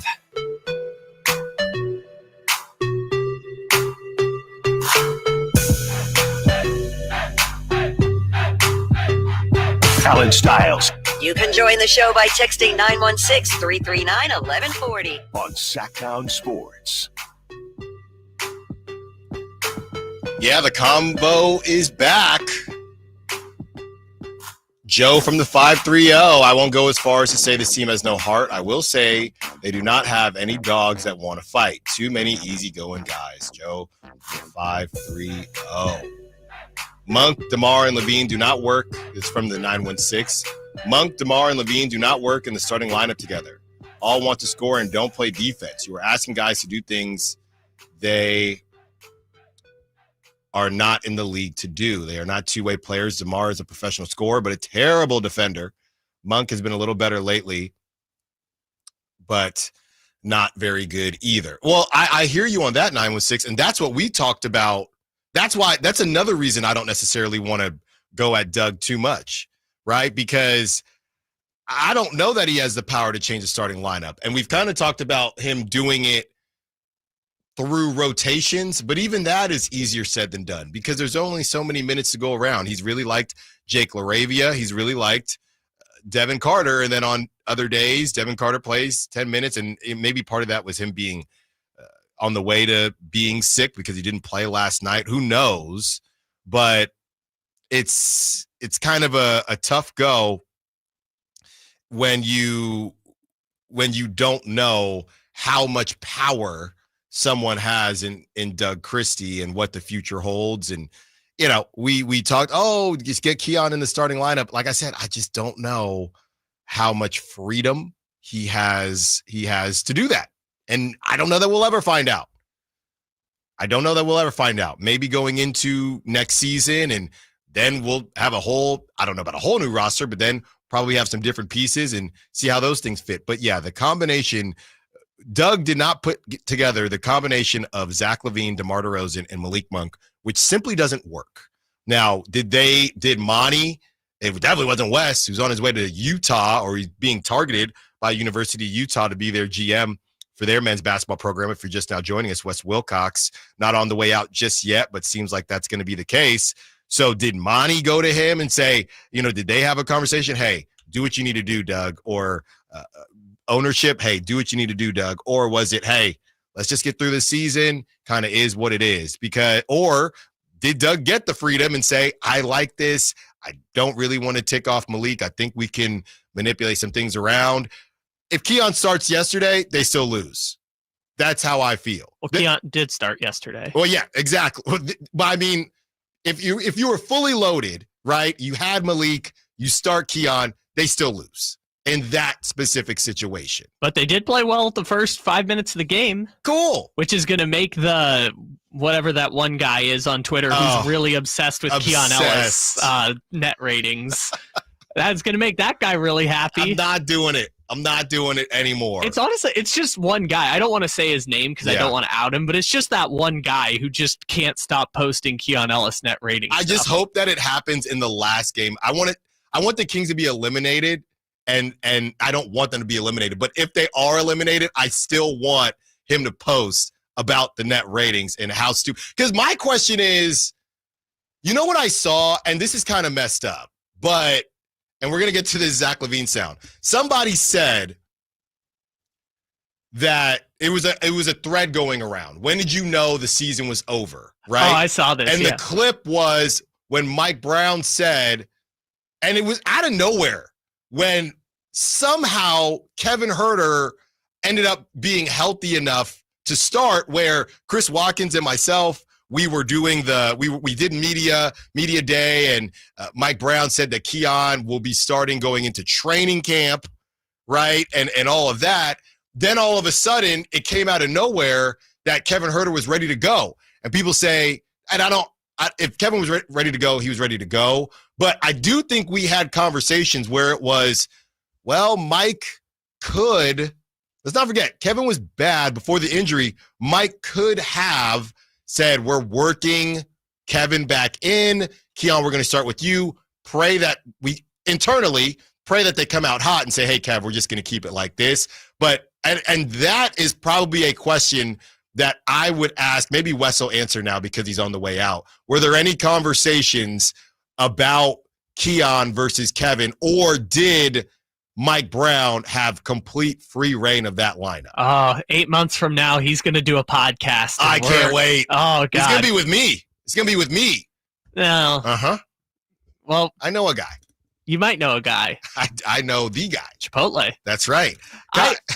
What's up? I just feel like that part of it is tough, because even if Keon had started from the jump, if they didn't play as well, they would have moved Malik to the starting lineup anyways, right? If maybe you could argue starting Keon from the start over Kevin Huerter would have saved them a little bit, but I still feel like they would have eventually made the switch to Malik in the starting lineup no matter what. Yeah, I do wonder though, because yesterday we discussed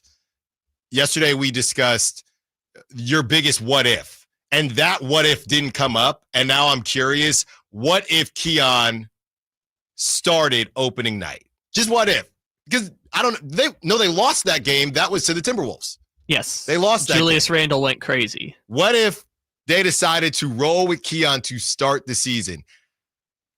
That same tweet that we're talking about, Kyle, when you scroll down, somebody said we'd be in the 6th seed right now. So Keon is basically the fix-all, and I'm not even saying it's wrong. It's just tough to do this game where no issues would have happened if you started Keon. So let me just pull up the standings real quick. So in this scenario, Keon Ellis is apparently 7 games better than Malik Monk. So much so No. How long did Kevin Huerter start, though? Okay, fine, including the 15 games of Kevin Huerter, or 20 games of Kevin Huerter. Sure, but the difference between Keon Ellis and Kevin Huerter is not 7 victories. Kyle, I'm going to get my guy to give me those numbers, because that might be the case. On the other side, let's get to that Zach LaVine sound about the bad vibes, and we'll have a discussion. We might not play all of it, but Carmichael Dave had some things to say about what's going on with Zach LaVine. Is there something happening outside of the court and the arena? So we'll break all that down when we return. Now on South Sacktown Sports. Tonight, Kings and Thunder. Game night with Scott Marsh and the high flyer Henry Turner starts at 5:30. Tip off at 7. The Kings play here on Sacktown Sports. Sacktown Sports, 1140. Wesley Financial Group is not a law firm. Are you a victim of the timeshare trap and think there's no way out? I'm Chuck McDowell, founder of Wesley Financial Group, the original timeshare cancellation expert. And I'm here to tell you that there is a way out. All you need to do is give my office a call. I will send you a timeshare exit information kit absolutely free, explaining how the timeshare industry works and your options for cancellation. Call Wesley now for your free info kit. 800-961-5544. 800-961-5544. Pro Savings Days are back at Lowe's with limited time savings on the supplies pros need. Get up to 40% off select major appliances. Plus, save an additional $100 on every $1,000 you spend on select major appliances. And don't miss your chance to activate and earn 3 times the points on select DeWalt and Klein tools. Lowe's, we help, you save. Valid to 3/28. Selection varies by location. While supplies last. See associate or Lowe's.com for more details on qualifying items. Whitey here reminding you that not all grills are created equal. When buying a new grill, every detail matters. For March, grab a $149 gift with purchase of every new Napoleon Prestige stainless steel grill, including a pizza lover starter kit and much more. More March savings include up to $79 off Rogue models. Napoleon grills are built different, built better, built to last, with a lifetime warranty and premium stainless steel that boasts quality. See how Napoleon will help you achieve the perfect grilling experience. Visit Green Acres Nursery today with your best selection of Napoleon grills and accessories. Finally, an easy way to find home improvement contractors. Just visit subcontractorsunited.com and simplify your search for home services professionals. From cabinets to windows, roofing to plumbing, Subcontractors United is an easy, simple way to find and hire a home improvement contractor. And you never have to give up personal information. So no harassing phone calls like you get from those other websites. SubcontractorsUnited.com is sponsored by D&D Cabinets and Savage Design. Sacramento's premier country music festival, Country in the Park, is coming back May 16th and 17th at Cal Expo with Bailey Zimmerman, Billy Currington, Cole Wetzel, Nate Smith,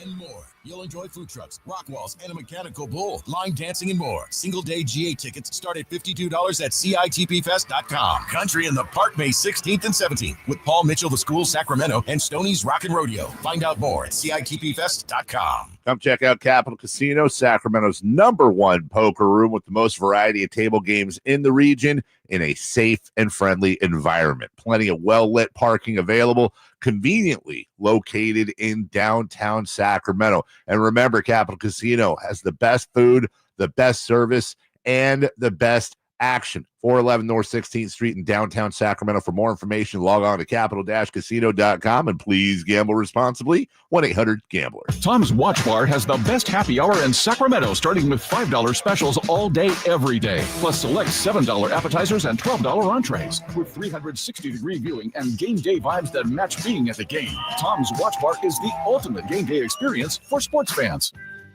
Listen for the Toyota Tahoe Report every Thursday, Friday, and Saturday with Johnny Mosley to get the latest weather conditions in Tahoe throughout this snow season. Brought to you by your local Toyota dealers. Toyota, let's go places.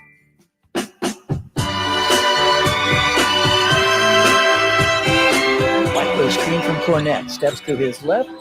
Retreats to the logo. Keeps that dribble alive. Plenty of time on this trip for Boston. Now to Pritchard for a deep left wing three, and he scores another one. Pritchard now making his 5th triple in 11 attempts. He's got a 20-point ball game. Celtics have a 16-point lead, which is their biggest of the night. Kings turn it over. Allen Stiles. Watch the show on youtube.com/Sacktown Sports 1140. Or listen on the Sacktown Sports app. Let's get to this Zach LaVine sound. Kyle is screening some calls, and then we will get to it. In the meantime, I will read these texts. This is from Dennis in Stockton. So we got Dwayne in Stockton. Then we also have Dennis in Stockton. Dennis says, Stiles, I agree. We are not a good team. And yes, you could have inserted Eric Spoelstra and probably got the same result last night. What makes this loss difficult is the situation we're in. We are in a must-win situation down the stretch here. The loss would be much more palatable if we didn't let the Bulls game turn into a loss or let the Bucks game slip away, because the turnovers and shooting woes in the closing minutes. Dennis in Stockton. Yeah, that Bulls game You know how I get down, Dennis. Those games that you just have to have, the Kings haven't had them. And yeah, the Celtics game, that's one that you've already mentally prepared for. There was a level of revenge, I think, with the Celtics, and I don't think it's terribly surprising that you saw Tatum and Jaylen Brown, who was questionable, and Porzingis. They wanted to show that what happened in Boston was a bit of a fluke, right? And they probably feel like that during their stretch where they lost a couple games. One of those games was the Kings. And I'll be honest, they did make it look like a fluke. I mean, they did. They did. You know, they made it look like the Kings got hot. The Celtics were, kind of in the humdrum of the season, and they got by it was a really hot Kings team. And there's a difference between teams that get hot and just really, really good teams, right? The Cavs have been, quote unquote, hot all season. The Celtics have been, quote unquote, hot all season. We're doing the back-to-back thing, and it's so funny because when teams have 50-plus wins or whatever, they've won a good bit of back-to-back situations. So I guess it's curious to see how many of those 12 losses are from second halves of back-to-backs, but you win a lot of you've won a ton of games. So the back-to-backs, that's not going to change things too much. Sal has been waiting, and then we're going to get to this. We're going to get to this Zach LaVine sound. 916-339-1140. What's up, Sal? What you got for us? Hey, what's up, guys? Well, I had some points. I think my main point was I kind of blew it all out on the screener, and thanks to your screener for letting me speak. And I think I even said a bad word, but I won't say a bad word. Okay. On the air. Let me gather my thoughts here. I think, I've been thinking for about a year and a half or two about the Kings' identity. And, we've been talking about identity and this, that, and the other. And it kind of led me to when someone had brought up, well, if Ellis had started the first game, how much of a difference would have it and made, tangible differences? And here's the thing. It goes right back to our identity. The intangibles of what makes up this team that is not going to show in the box scores it's all a miss. We have no identity because of the leadership. The identity right now is just a leaderless, rudderless type of, and it comes across as no heart, no decisions. You have an owner, and I don't want to sound ungrateful to the owner. I'm not a fan of his. I don't really enjoy his ideology and the way that he thinks about running a business. I think that if there is no leader and you're making decisions behind the scenes and there's no clarity, then of course it's going to look heartless. Yeah, thanks for the call, Sal. And yes, Kyle told me that you had a lot to say, so we appreciate you being a part of the conversation. We're going to see what happens, right? And if you haven't seen what Carmichael Davis had to say on social media and get his thoughts on the whole situation, Dave has been pretty open about it. So, and about the change that may or may not happen or may not need to happen. As far as the Keon thing, though, now Sal has got me back on this, and then we're going to get to the Zach LaVine sound because, okay, maybe it's too hard, and again, we don't want anything to come across negatively when it comes to Kevin Huerter, but what if we change the situation to this? What if Keon was never in the doghouse? There were so many games early on where the brother just didn't play, and they lost. He had DNPs. And they lost games. So we don't have to do the swap Kevin Huerter for Keon on opening night thing. We could just say, what if Keon was never in the doghouse to start the game? I think that might now be my biggest what if. Yeah. It's definitely in the top 3 for me. I mean, mine is still, what if they had just come out and said, we're not trading De'Aaron Fox? Yeah. Which they wanted to trade De'Aaron Fox. I just feel like the whole direction of this season wouldn't have gone the way it did. Because, again, as I mentioned before, to get back in the play-in 7-8 conversation, they would have to flip 6 or 7 losses to wins. And I know they dropped a lot of one-score games under Mike Brown, but I don't believe.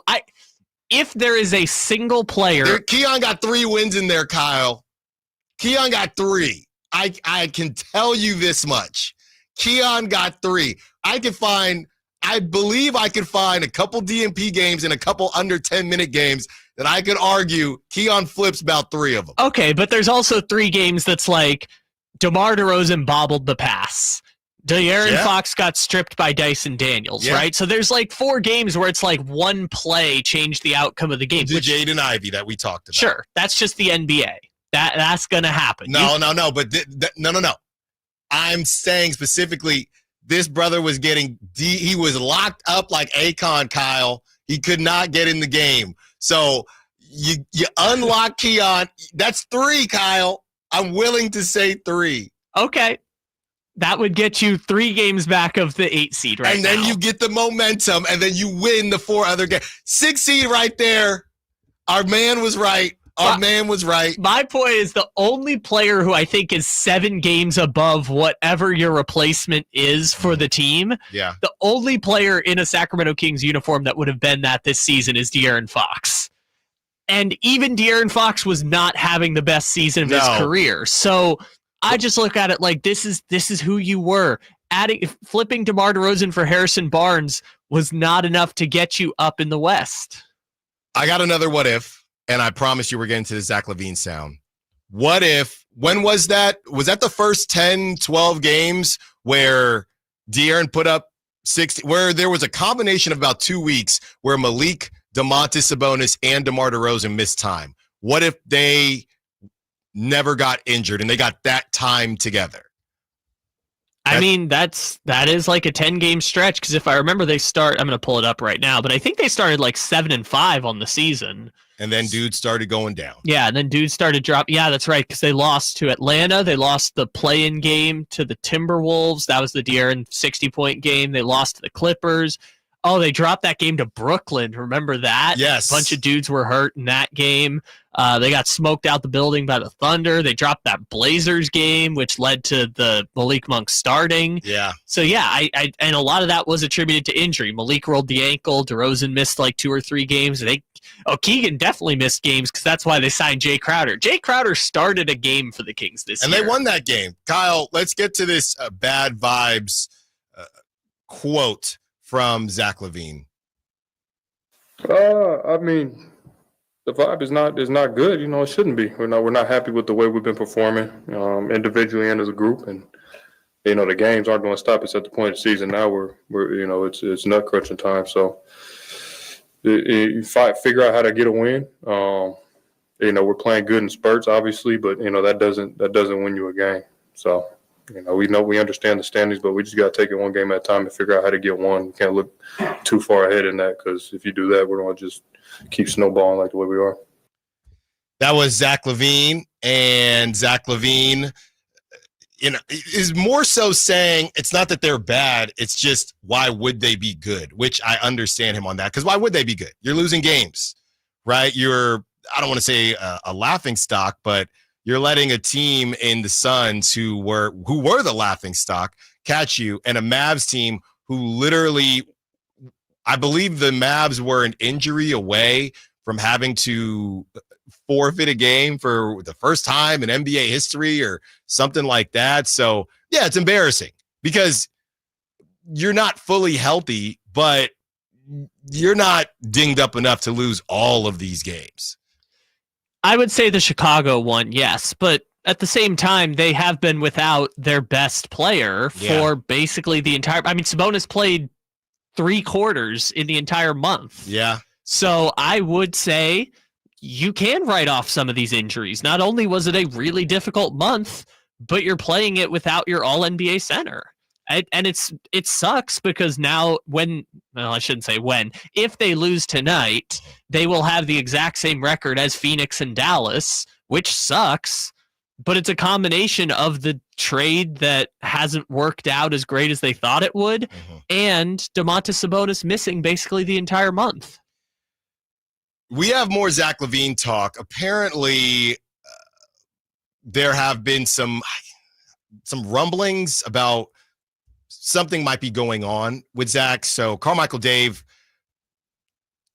touched on it, tiptoed on it in the morning show or on the morning show. So we're going to play that sound for you and give our thoughts when we return. Allen Stiles, Sacktown Sports. Tonight, Kings and Thunder. Game night with Scott Marsh and the high flyer Henry Turner starts at 5:30. Tip-off at 7. The Kings play here on Sactown Sports. Sactown Sports, 1140.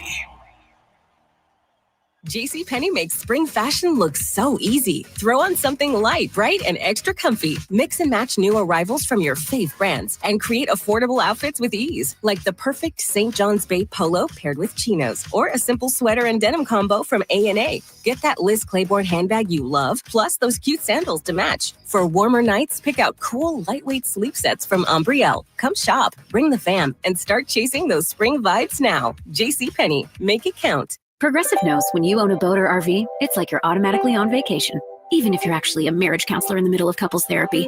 But in your mind, you're camping in Acadia, puttering around Frenchman Bay. Your boat and RV are both protected. You're lobster drenched in butter and... Uh-oh, did your clients just notice you weren't listening? Quick, do the thing where you just repeat back exactly what they said, but as a question. They bought it. Now back to Maine, earning an automatic discount bundling your boat or RV with your home or auto. Progressive Casualty Insurance Company affiliates and other insurers. Not available in all states or situations. Huge savings now on new 2025 Silverado at the Meta Chevy Silverado Supercenter. Save $11,000 off MSRP after rebates every new Silverado LT Turbo Max with Meta Chevy's exclusive all in-stock pricing. And Meta Chevy has one of the largest selections in the Sacramento area. $11,000 off new Silverado at the Meta Chevy Silverado Supercenter. Now that's big, huge. See them all at MetaChevy.com. Together, let's drive. Not available with special financing, leasing, some of the offers. Made a great deal. Millions of Americans take medicine like Ozempic and Zepbound. Many of them are overpaying by thousands of dollars a year. These GLP-1 medications for diabetes, weight loss, and more may not always be covered by your insurance, but GoodRx can help. GoodRx helps you save every month on prescriptions at over 70,000 pharmacies nationwide. Best of all, it's free to use. Check GoodRx to save on GLP-1s. Just go to GoodRx.com/GLP. That's GoodRx.com/GLP. GoodRx is not insurance, but can be used instead of insurance, including Medicare and other federal and state-funded programs. For 70 years, we've been known as the Humane Society of the United States. But as the challenges animals face have grown, so have we. We are now called Humane World for Animals. And with you on our side, we are going to end animal cruelty around the globe. Humane World for Animals, the end of animal cruelty.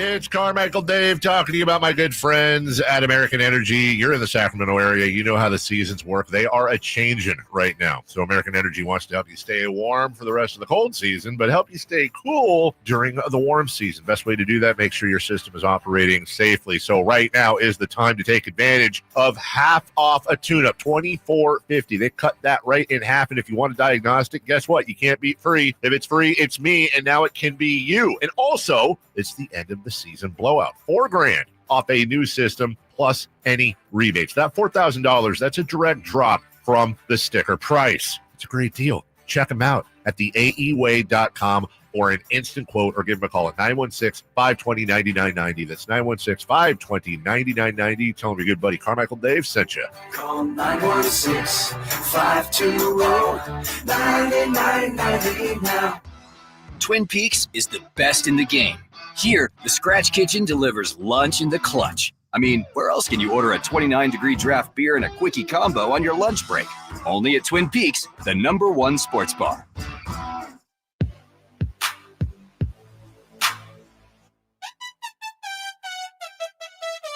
Allen Stiles. Watch the show on youtube.com/Sactown Sports 1140.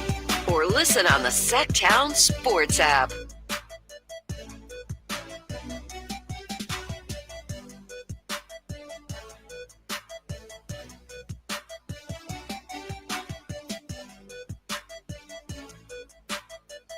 Nearly 12 o'clock. And we wanted to get to this audio. So I guess the best way to put it is a couple weeks ago, I saw some things kind of floating around, or maybe even just last week, some things floating around from just other accounts as far as, is something going on with Zach LaVine personally? He missed that game. What was that, last week? personal reasons. And then right after that, he was in the locker room and then played the next game. So Carmichael Dave kind of dove into it a little bit. He doesn't really break down what is going on, but just that there may be something. So here it is. I don't know what's going on. I don't have anything to report. Again, full transparency. Even if I did, it's not my place to say. I will tell people he's going through something. It's his business. I'm going to choose to give him some grace. I don't think he doesn't want to perform. He obviously, his head's messed up right now.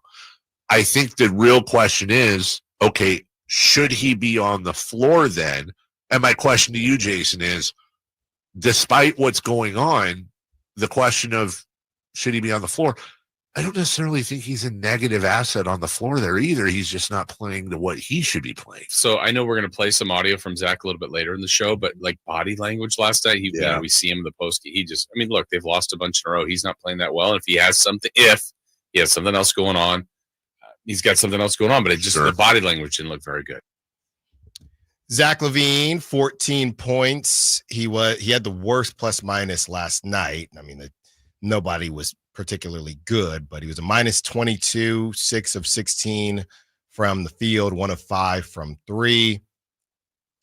And he played 37 minutes. Yeah, obviously it sounds like, Dave is super locked in on this type of stuff. So it sounds like there is something. I would say it gets really sticky, especially because this is crunch time. And, there's a whole nother layer of this because of the trade. It's not as if he was rocking all season long. Let's just say any player you want to enter in, from Malik to if it was De'Aaron or Domantas Sabonis, any of the guys that you've been rocking with them for a while, and all of a sudden something has come up. You're not really sure what, and you're thinking, man, okay, kind of bad timing, but hey, there's more to life than just basketball. Kind of is what it is there. I just think things would be a little bit different, and maybe it would be more universally known what's going on. I've just heard some of this, and then when Dave kind of went into it yesterday after the game, and again this morning, it made me think, okay, well, what I'm seeing is legit. I dealt with this in a different way experienced a situation like this, but it was maybe even, I don't know if it was more or less confusing, because this was after the championship with Andrew Wiggins, where Andrew Wiggins missed all that time. There were some nasty rumors going around as to why he was missing that time, and there were some more realistic rumors as to why he was missing that time. But, had fans call in that were ticked off because you're coming off of a championship and you're trying to keep this thing rolling. And a lot of fans that said, okay, well, we get it. I think he had just signed that contract, and fans saying, hey, we get it. It is what it is. So there was also a very interesting conversation about what fans and what media should or shouldn't be privy to. And that was a whole other thing where some media members, it's none of our business. And other media members say, hey, well, we're trying to explain what in the world is going on here. So he's playing, so it's not to that level. So there's nothing really to talk about. And if I'm not mistaken, I believe there was at least a conversation, maybe not with Zach, but with the powers that be, just, hey, is there anything when he missed the game? And they all said it wasn't a big deal. So he's playing. So again, not the same as Andrew Wiggins because he's on the court.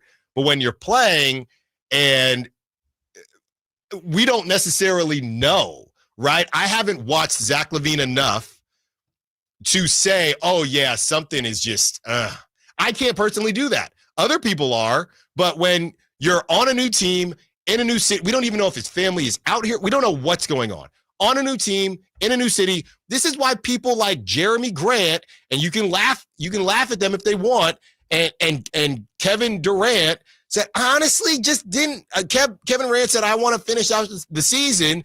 Jeremy Grant, a lot of people say, I just don't really want to move my family or not move my family and be away from my family for the rest of the season. And, they don't have trade clauses, and that's what Bradley Beal said. My family likes it in Phoenix, right? So all of that is going on. We don't know what the situation is, but I don't know that does it look like something's off? Honestly, I don't know. I really don't. I have not watched Zach LaVine, 1, enough, and 2, enough with this team to definitively say, oh yeah, I mean, that there's something going. I haven't been watching this dude for 6 months now, right? You could tell if something was going on with Domantas Sabonis, with Kevin Huerter, with De'Aaron Fox, with Malik Monk. You've watched these guys for years. I don't know. Or is it just a bad fit?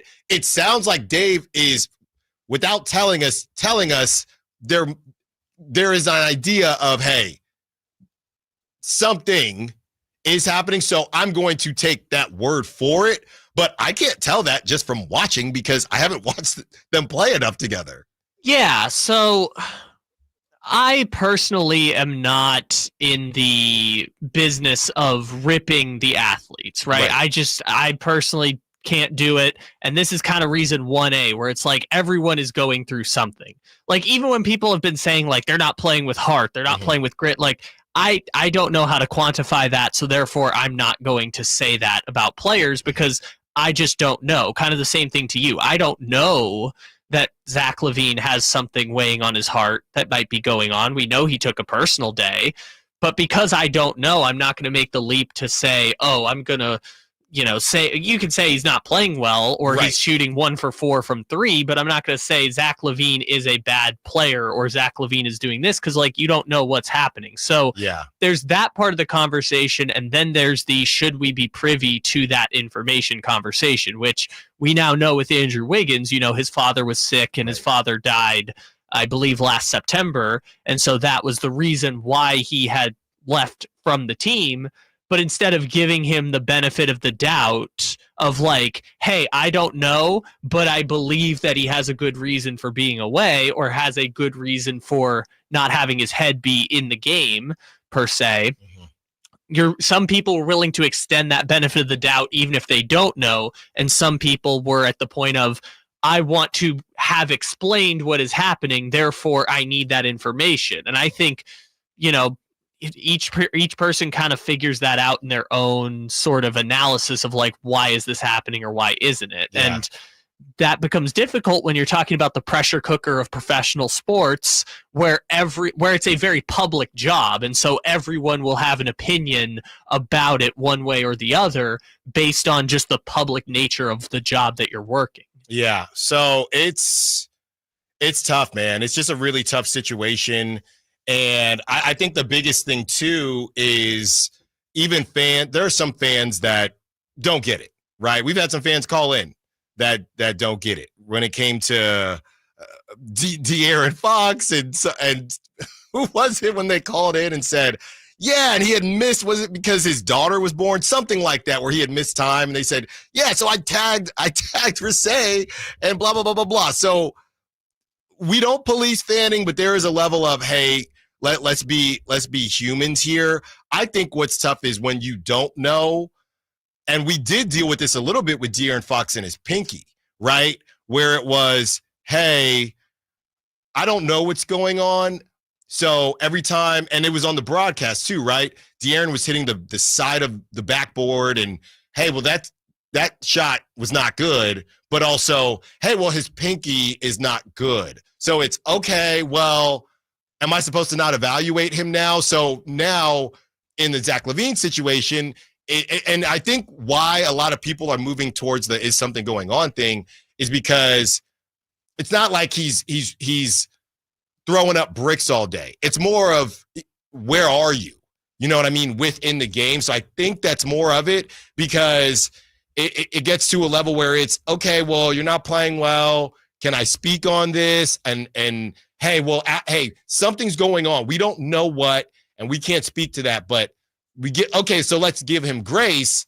And I don't know if the fans that do want to do it the right way, there's no guide to how to be a fan and not a jerk, but also just be passionate about your team, because he goes out and doesn't have, and a lot of these, he's just not shooting the basketball enough, I think.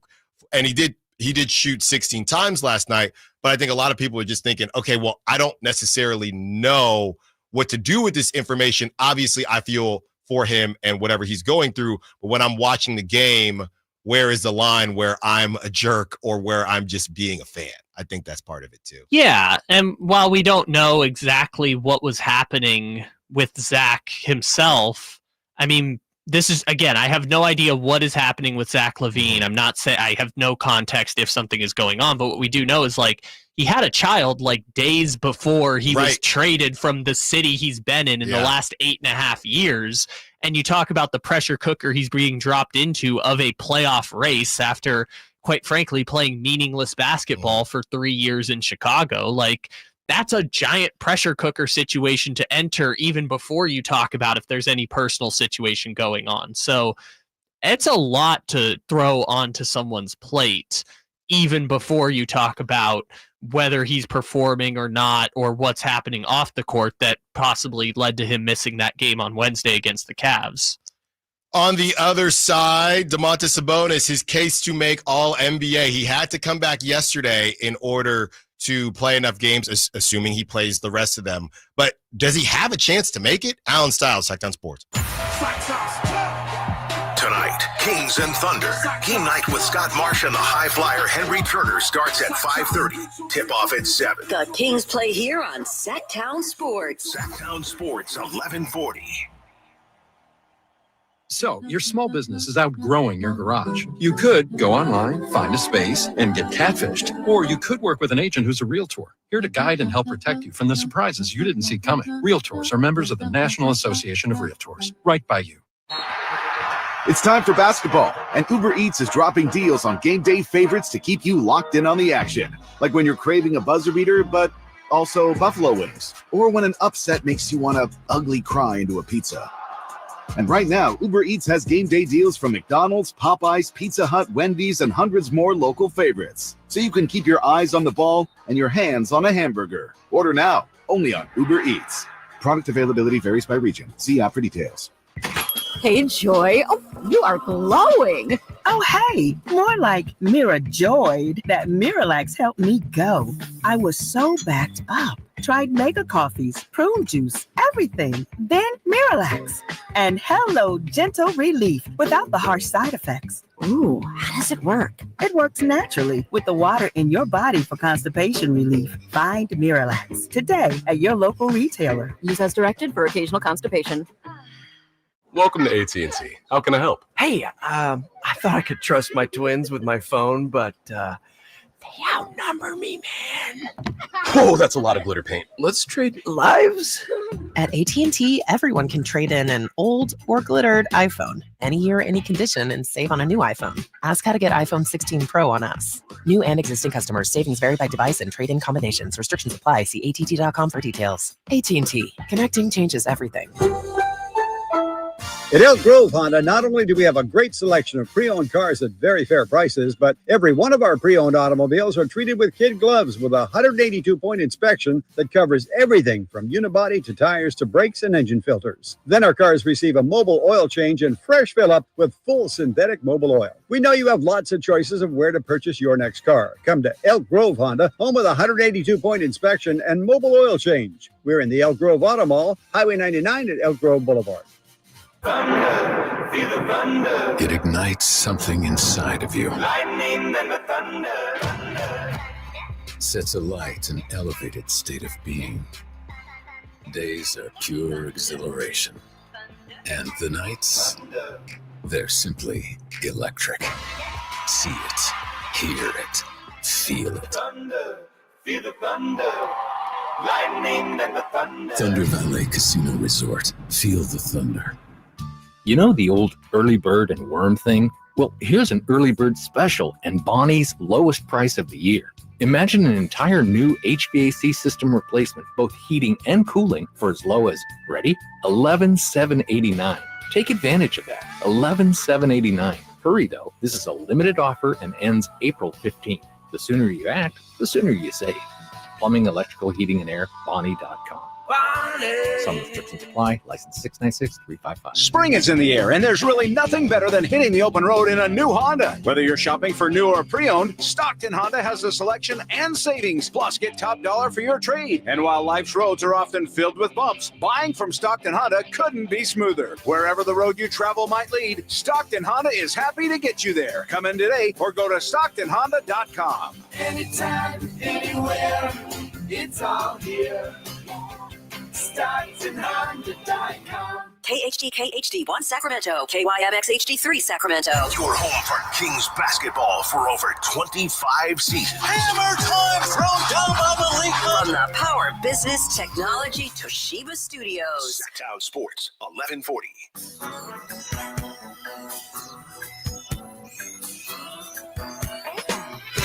Your home for Kings talk and so much more. Live and vocal. Allen Stiles on Sacktown Sports.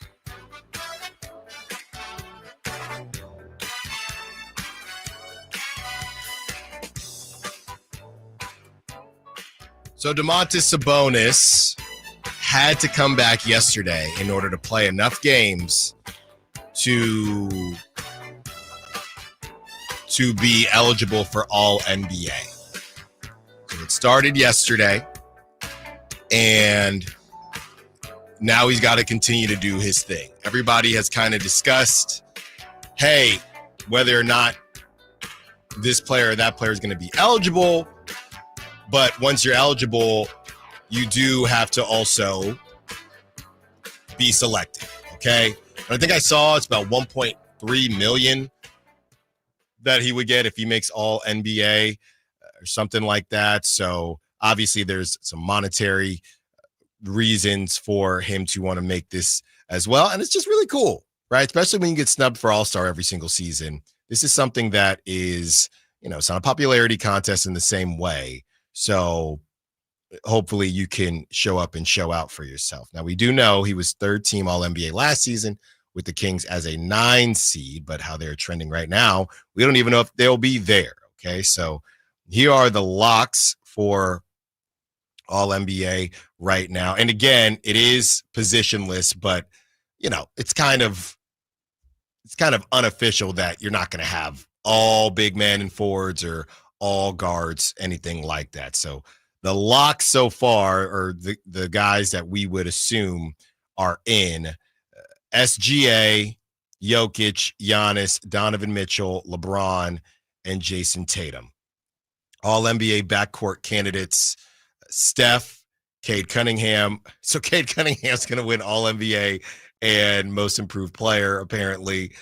Jalen Brunson, Anthony Edwards, James Harden, Dame Lillard. All NBA forward candidates, Jaylen Brown, KD, and Jalen Williams. So as far as the front court is concerned, you got Domantas Sabonis, Jaren Jackson Jr., Karl Anthony Towns, Evan Mobley, and Alperen Şengün. Now, it goes without saying that one of these things is not like the other in terms of the other mates. And again, it is positionless now, but Domantas Sabonis sitting in a 9 seed. You have Jaren Jackson Jr. on the Grizz. They're in the playoffs.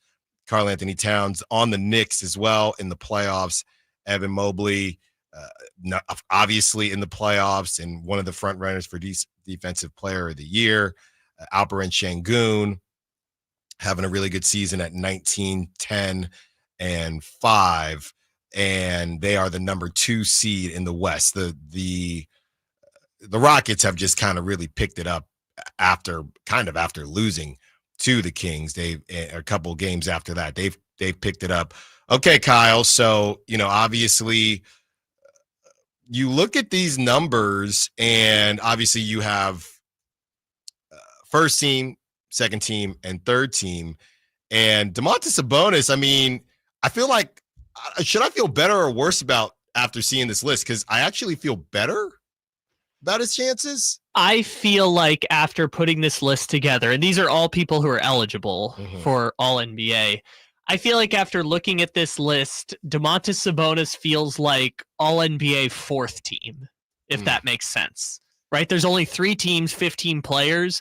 Domantas Sabonis feels like a lock for All-NBA fourth team, if that makes sense. Yeah. Like it feels like he's gonna get booted for some other players, such as the aforementioned Karl Anthony Towns, Evan Mobley, maybe Jaren Jackson Jr., but I feel like if you were to create a fourth team, because as I mentioned before, the front court, back court, and the locks, that's 15 right there. So if you just took and to reverse back for a second, rewind for a second, there's 15 spots. Yes. There are 15 spots. There are 3 teams, 5 players per team. Yes. You know, you can just off the top of your head name who the top 10 are going to be probably this year. I think the first team is going to be SGA, Donovan Mitchell, Giannis, Tatum, and Jokic. The second team is going to probably be Cade, Ant Edwards, LeBron, maybe James Harden, maybe Kevin Durant. Who knows? Yeah, that's 10 right there. And then you got to fight with the Jaylen Browns of the world,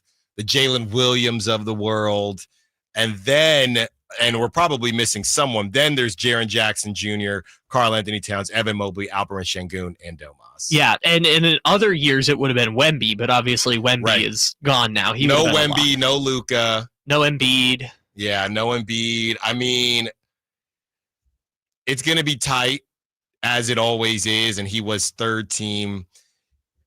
He was 13 last season. I could easily see him missing out on this. Yeah, like I said, I feel like he is an All-NBA fourth team player, which again, there is no fourth team, but I'm saying if you were to create a team of guys 16 through 20, Domantas Sabonis would definitely be on that team. I'm just having a hard time. And by the way, well-deserved. Like Evan Mobley probably should be on All-NBA versus Domantas Sabonis. Yeah. Mobley's going to maybe win Defensive Player of the Year. He's averaging close to 20 points a game on a team that has 4 scoring threats. Like, this is not a disrespect to Sabonis. It is Evan Mobley has had an amazing season. Karl Anthony Towns got from Minnesota to New York and has made this giant leap in his game playing a true center and is still shooting 42% from the 3-point line, right? It's not a disrespect to what Sabonis has done because Sabonis statistically is having one of, if not his best seasons of his career. Yeah. So, I mean, it's tough. And what's funny is I really don't think that the games that he missed would have helped per se. I mean, maybe if the team was a little bit better, because what you're dealing with here with some of these other names, none of these other names, I mean, KD, they're scraping, right? But out of all the names that you said, because I guess you could say Steph, they're scraping. But besides KD and Steph, which are the names, everyone else are on legit playoff teams, you know, which doesn't help the situation. Yeah. Either. The front court in the West got much better this season. Mm-hmm. Which are, the front court players got much better. Again, Jaren Jackson Jr. was a legitimate all-star at the deadline and has gotten better since, right? You're talking about Karl started in the all-star game versus last year, we were having fights about why is Karl getting in over Sabonis for the all-star team. Well, this year, if Karl had been in the West, there would have been no question Karl was going to be an all-star, right? Yeah. So Karl got better. Jaren Jackson Jr. is making a leap this year. Evan Mobley's having a great season. You could look at even the Jalen Williams or the Jalen Browns. I know Jalen made All-NBA last year, but guys have gotten better, and more specifically, their teams have gotten better this season. And I don't think it's only going to hurt Domantas Sabonis because there is a finite number of spots, right? And tying money to the All-NBA spots is a really slippery slope because it's essentially voting by the media members. And again, I think if Wemby were in this or if Embiid were around like last year, I just don't think we would be having this much of a debate. It would be a technicality if Sabonis gets in, but again, I feel like he would be a lock for a theoretical All-NBA fourth team if it existed. Yeah, and this is a year-by-year thing, and I do think that some of this should reflect on the winning. I know it's a team sport, but I'm of the mindset that how good your team is still matters and should matter. So I look at this and I honestly, with the Kings now fighting to stay in the play, and I know KD, same idea, and I would have the same argument for KD. You know what I mean? It's just KD will have more eye-popping numbers at times. And he's going to be grandfathered in. Well, there's part of that too. Kevin Durant. Exactly. So, it's kind of a rough go. It's also been a rough go for Domantas Sabonis, and we just have this quick clip here because based on what happened last night, Domantas Sabonis is a villain now. Here's the clip. I feel horrible. I've had a crazy month myself personally, and you never want that to happen, so I apologize. It's kind of crazy that Domantas Sabonis, because of it, and I don't know if you saw this, Kyle, but a lot of people are saying that Draymond was right. And I've seen some things say justice for Draymond and a lot of conversations about Draymond being right. And of course, they're talking about what happened all those years ago. So just to clarify, you're saying Boston fans are saying justice for Draymond because Draymond stomped on Sabonis's chest. Yes. And now Sabonis, in air quotes, took out Jason Tatum on the 3-pointer. Yes. And so Celtics fans are mad at him. And it's grown past the Celtics fans. Of course, Warriors fans are getting in on this, saying, we tried to tell you he's been doing this for years. So it was pretty big yesterday. Everyone just roasting Domantas Sabonis. Well, it sounds like you got a lot of Warriors algorithm going on. This is a lot. It is a lot of Celtics fans, which is funny because the Warriors beat the Celtics. So he came, well, we don't know what's going to happen. Jason Tatum, he did shoot the free throws, and then he was done. But I'm just scrolling through now, and yeah, a lot of people are roasting Sabonis. Okay. And it's pretty crazy. Since you brought it up real quick, again, I just want to make the joke here. I hope Jason Tatum is okay, but dude making them call a timeout so he could go back in the game and clank a free throw and then leave the game and not come back. I'm like, dude, it's okay. You could have just left. You didn't have to. You didn't have to do the thing. You didn't have to do the Kobe thing. By the way, do the Kobe thing bad because you clanked the free throw after you came back in. Like, you didn't have to do the thing. I know you were at the game, so you didn't see. He was, like, slamming on the floor when he got hurt. And I just got to say, man, he's not doing himself any favors with the reputation that Jason Tatum has. So here is – yeah, this is from Andy Bailey, who he writes for Bleacher Report, 52,000 followers. And this is just me scrolling here. Few NBA players are quite as reckless as Domantas Sabonis. A massive human wrecking ball on so many possessions. A skilled wrecking ball, but a wrecking ball nonetheless. So a lot of people, man, are roasting this situation. And look, I get it. It's the Celtics, and there was, call it 50-50 if you want, but it seemed like there were more Celtics fans in there last night than Kings fans. So kind of a mess. But yeah, I don't think that Sabonis is dirty or anything like that, but he's getting fried. And it's just a bad look. Look, we already got to deal with how the refs treat Sacramento, right? And however Adam Silver feels about Sacramento. Now you go out, and the injury to Jason Tatum, who wants to be the face of the league, they're trying to make the face of the league. Celtics, one of the biggest markets, if not the biggest, in the NBA. So behind the Lakers or whatever you want to call it, we don't need this. Sacramento doesn't need this. Adam Silver is thinking, I cannot handle Sacramento right now. Just go away and just don't play any more games. And then there's the Thunder tonight, so they're probably just thinking, just sit all your guys, Thunder.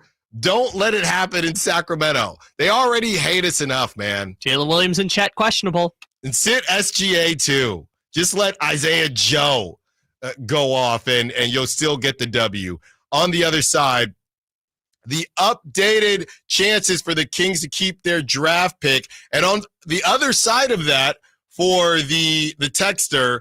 We tell you how things have changed as far as the Kings in the play-in. Allen Stiles, Sacktown Sports. All guests and callers join us from the Folsom Lake Honda Hotline. Folsom Lake Honda, your one-stop Honda shop. Sacramento weather is brought to you by Bonnie. I'm Tamara Berg in the KCRA 3 Weather Center for this Tuesday forecast. We're looking at mostly sunny skies, not feeling much of a breeze, and afternoon temperatures could be pushing towards record heights. Plan for daytime highs in the upper 80s. Overnight, we'll see a few more clouds, dropping off to low 50s. Get the latest forecast on the KCRA 3 News and the KCRA 3 app. Ready for an early bird special? A new HVAC system replacement, both heating and cooling, for as low as $11,789. This is a limited offer and ends April 15th.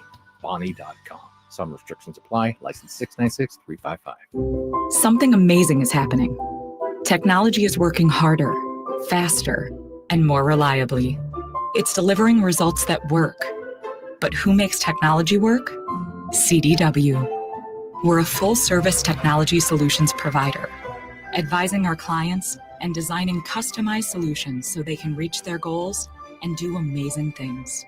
CDW. Make amazing happen. Find out more at cdw.com. What if your business could see beyond what is and into what can be? What if you could create more impact in every decision? What if you had a partner as visionary as you are? With Bank of America, you get access to our trusted experts, real-time insights, and digital tools. So whether you run a local shop or a global enterprise, you're backed by business solutions to make every move matter. What would you like the power to do? Find out how at bankofamerica.com/banking for business. Bank of America is proud to be the official bank sponsor of FIFA World Cup 2026.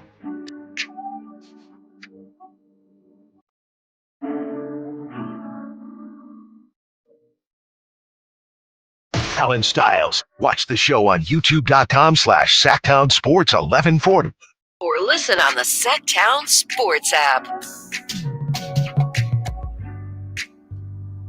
510 says DeMontis for governor. Bleep the Celtics and their prima donna fans. There was a lot of prima donnas in there last night. I'll tell you that much. There were a lot of prima donnas last night. Okay, so we have updated chances to make the playoffs. Kyle, this has been your thing, so I'm going to hand it back over to you. And I don't know if this is going to make us feel better or worse. I feel like we're not going to feel good today. Well, let's start off with the playoff probabilities for the Sacramento Kings here. Right now, the Kings currently have an 18.9% chance of making the playoffs, which is down from, I think it was at like 28% last week. So it's not great, but the good news is they still have better chances than Dallas and Phoenix. I don't know how. You want to refresh with everyone? I saw this on the text line. You want to refresh how you get these percentages? All right, yes. So Basketball Reference does a playoff probability predictor, which essentially is they run simulations of every regular season and play-in game for the rest of the season, right, and come out with a final standings. And then they do that 10,000 times every day, and it gives you a new probability. So when I say 18.9% chance, it means of the 10,000 simulations they ran, 1,890 of them had the Kings making the playoffs. So 18.9% chance for the Kings to make the playoffs. Dallas is at 16%. The Suns are at 6%.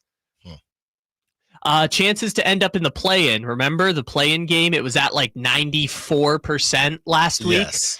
Right now, the Kings are at 87.8% to make the 9-10 play-in game.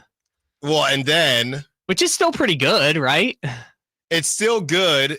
What's going to happen? I mean, you lose to the Thunder, and I think that's going to drop it's going to drop a lot, I would think. Well, the Kings, the Mavericks, and the Suns would all have the same percentage at this point. Just for reference, I'm going to look this up real quick. The Mavericks are at, either as the 9 or the 10, the Mavericks are at 72%. So Kings are at 87%, Mavericks are at 72%. So the most likely outcome is in some way, shape, or form, it's Kings versus Mavericks in the 9-10 play-in game. You know what this isn't accounting for? What were we just talking about? Domantas Sabonis Jason Tatum. They said it's sore. They are at the Phoenix Suns tomorrow. Ooh. No Jason Tatum in Club Phoenix. I think the Celtics will probably still be favored, but that's a little dicier. No Al Horford either. It's a little dicier out there in Phoenix, and you kind of did it to yourself a little bit. Yeah, so here's the one where this is where we've seen the most effect, which is the chances of missing the play-in altogether. Right.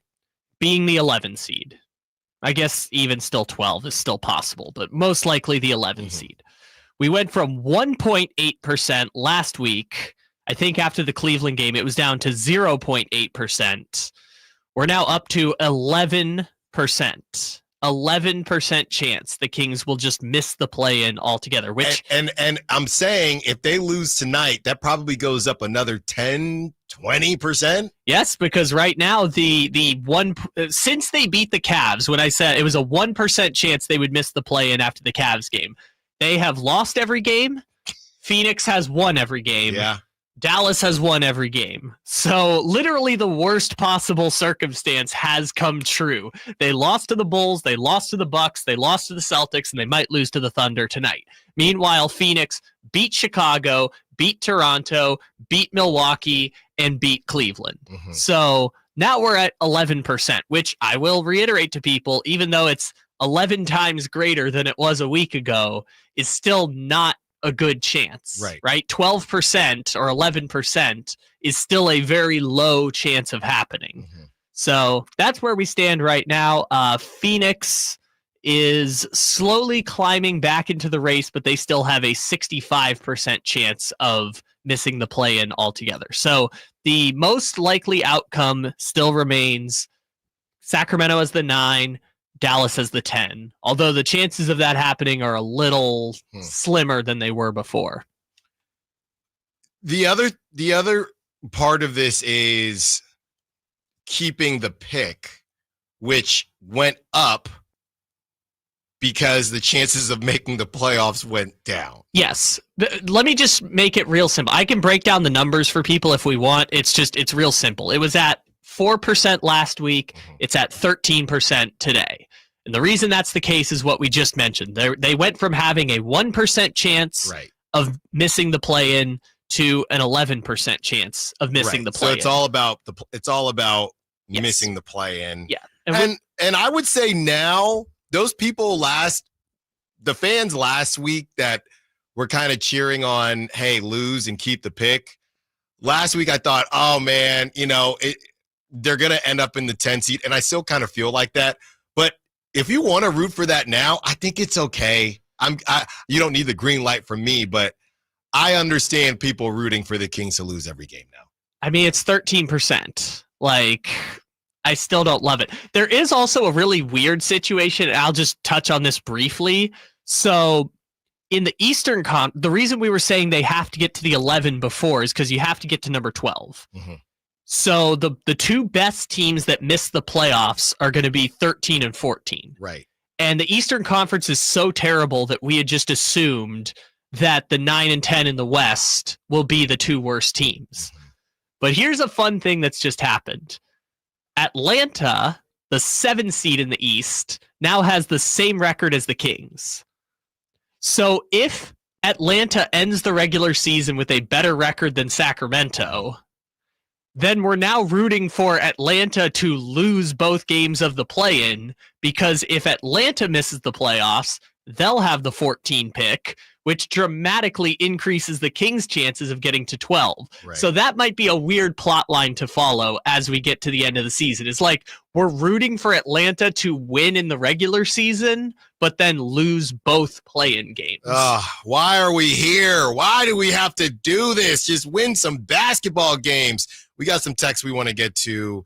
And also, I've been thinking about this as far as Malik Monk, and I'm starting to feel a little bit worried. I'll tell you why. Allen Stiles, Sacktown Sports. The only place you'll find Keegan Murray is Sacktown Sports. Out to Keegan Murray, straight away for three, and Keegan knocks down the triple. Hey Sacramento, it's Keegan Murray, and you're listening to the home of Sacramento Kings, Sacktown Sports. Your local sports leader. Advanced Infusion Center, where we prioritize your comfort and well-being. Whether you're managing a chronic condition or seeking specialized IV therapy, our state-of-the-art center offers tailored solutions to meet your needs. Advanced Infusion Center's dedicated healthcare professionals are here to ensure your safety and provide personalized care. Conveniently located in Sacramento and Yuba City with flexible scheduling options. Experience a new standard in infusion therapy. Visit Advanced Infusion Center today at advancedinfusion.com. Big savings are back at Folsom Lake Honda, your one-stop Honda shop. New Hondas are piling up, and that means big savings for you. Looking to own or lease? During the spring sales event, drive a brand new Accord or Civic. Visit us today at folsomlakehonda.com. Your one-stop Honda shop. As a family-owned and operated dealership since 2009, customer service is our number one priority. Our customers love doing business with us, and you will too. Folsom Lake Honda, yeah, your one-stop Honda shop. Are you tired of your tee shots ending up in the adjoining fairway while the rest of your foursome is hitting it down the middle? Well, experts will tell you that being properly fitted for golf clubs will help you strike your drive center cut. The Hagen Oaks Player Performance Studio and its team of trained PGA professionals are ready to help you get rid of your banana balls and duck hooks. Hagen Oaks Indoor-Outdoor Player Performance Studio fittings are available 7 days a week. Make yours today by calling 916-808-2531. That's 808-2531. Twin Peaks is the best in the game. Here, the ultimate lunch lineup boasts wall-to-wall sports and scenic views. When you're hungry and in a hurry, the Scratch Kitchen delivers lunch in the clutch. I mean, where else can you order a 29-degree draft beer and a quickie combo on your lunch break? Only at Twin Peaks, the #1 sports bar. Twin Peaks Scratch Kitchen scores every time. Dig into hand-smashed burgers, chef-inspired flatbreads, and more at your local lodge. The wait is over. Rivercats baseball is back.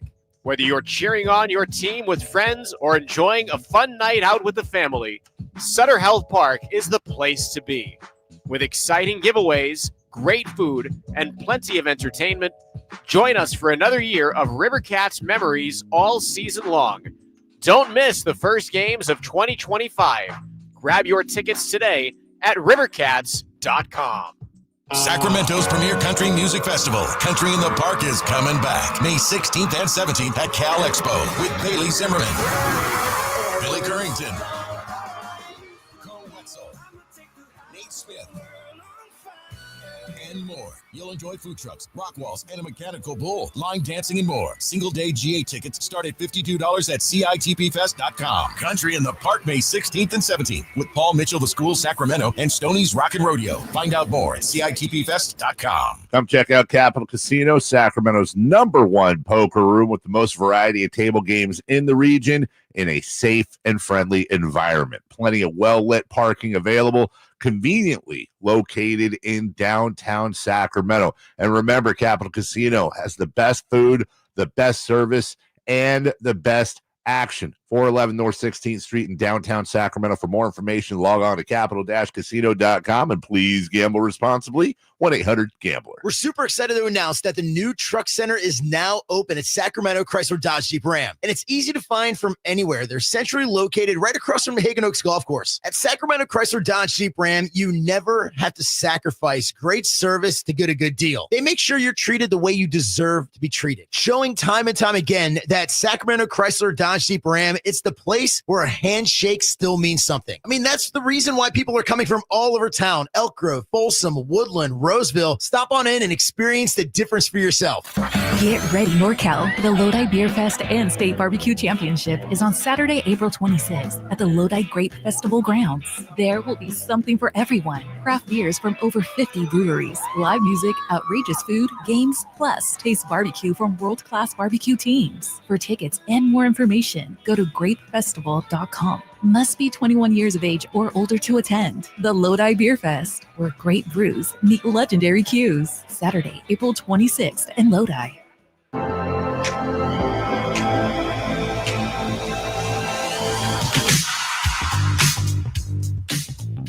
Allen Stiles You can join the show by texting 916-339-1140 on Sacktown Sports.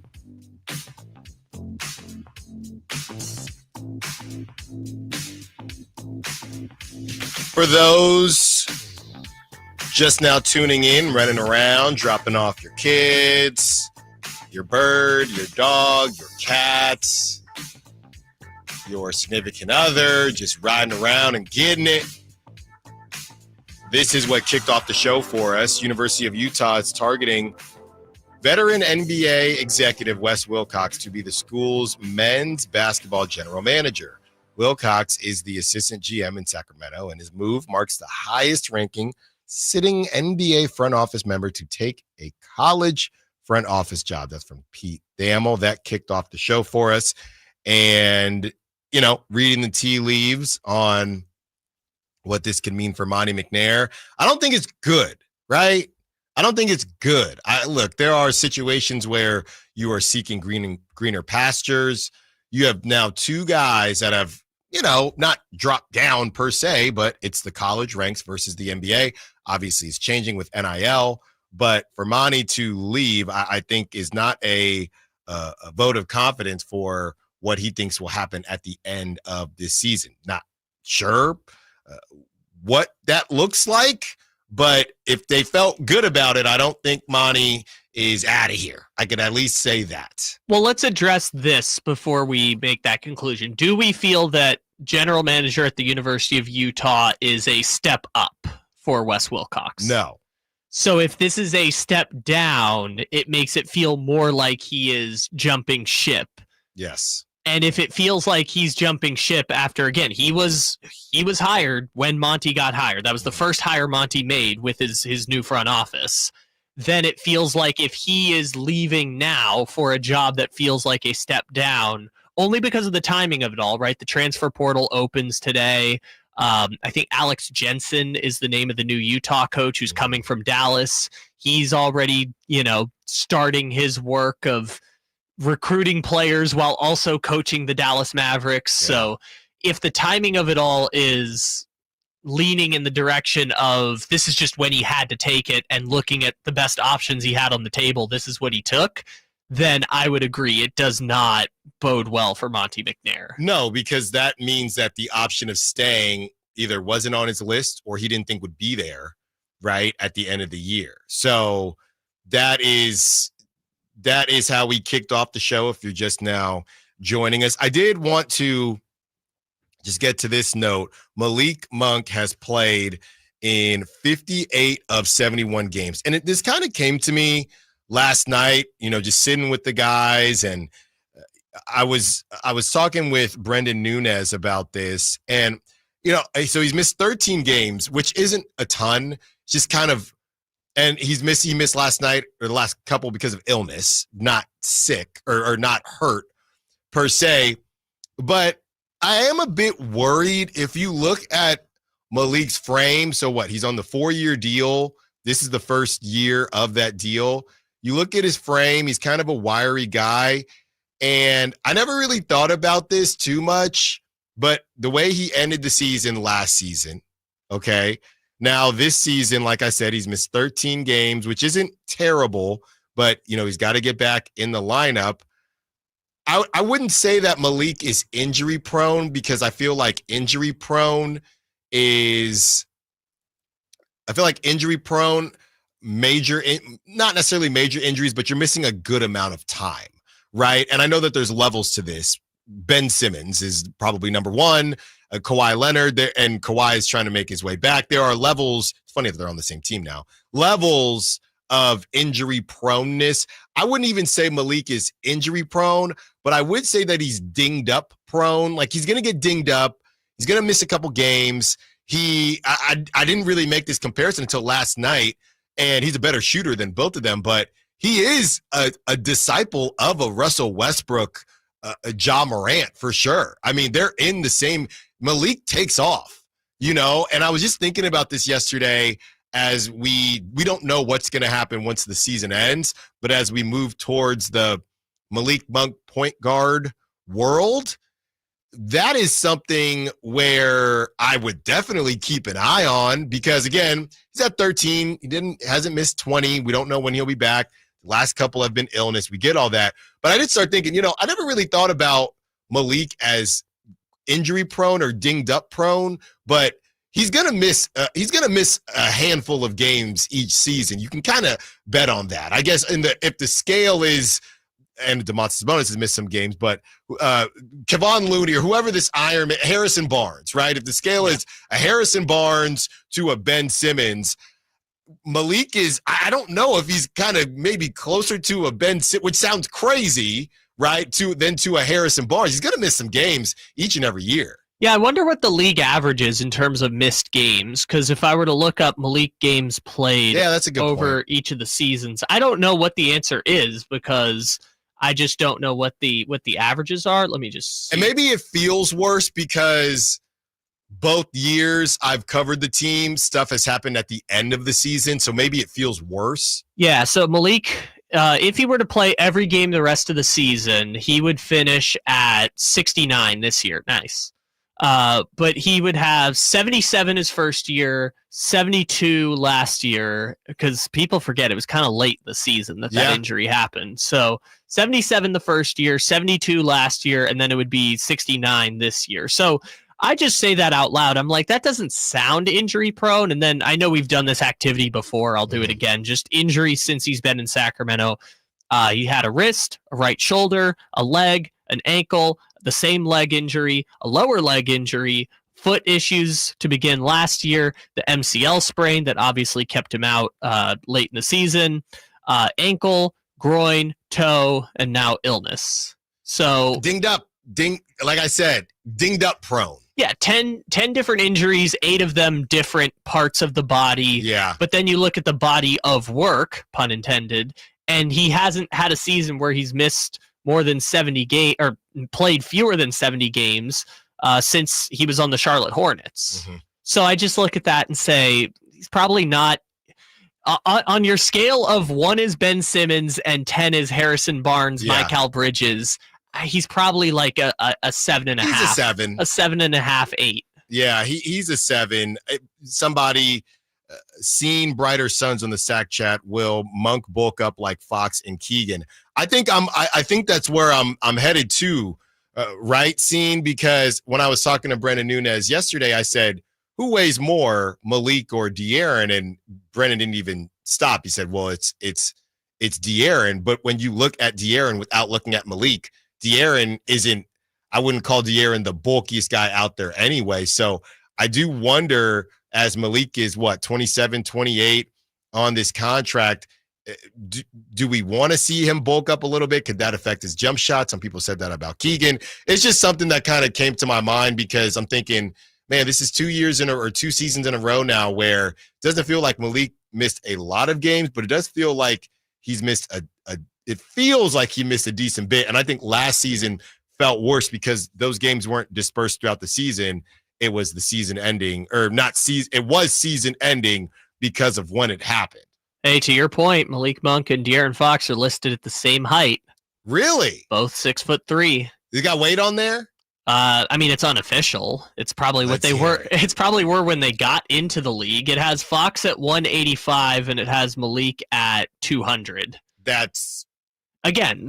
So Fox caught up to Malik. Yeah, I mean, the only way they would have their weight is whatever they weighed in at the combine. I don't think those numbers are being updated regularly. No. I was just, he missed another game yesterday, and I thought, I don't think he doesn't feel injury prone, but it does feel like he'll be dinged up or something will go on and seem to happen. So, yeah, that is, if he's going to be your number one or one of your starting guys, and again, it's not a ton of games, but it's just something to where the end of these seasons haven't been kind. And again, this is an illness, kind of unlucky, so it's not an injury. Which, just to bring it back full circle, because this just reminded me of the Kings only like guys who are 6'2" or 6'3". Yeah. Like, Wes Wilcox is leaving behind his concoction of all 6'3" players. Yeah, right. Like, he was the one who liked those players in Atlanta. Obviously, he drafted Kevin Huerter. He drafted Trae Young during his time in Atlanta. So it was like he was the guy who loved the 6'3" guys, and now he's leaving all the 6'3" guys to go to Utah. But you know who runs the tournament? Guards. And he's going to be able to get all the guards he wants. Senior guard play. That's right.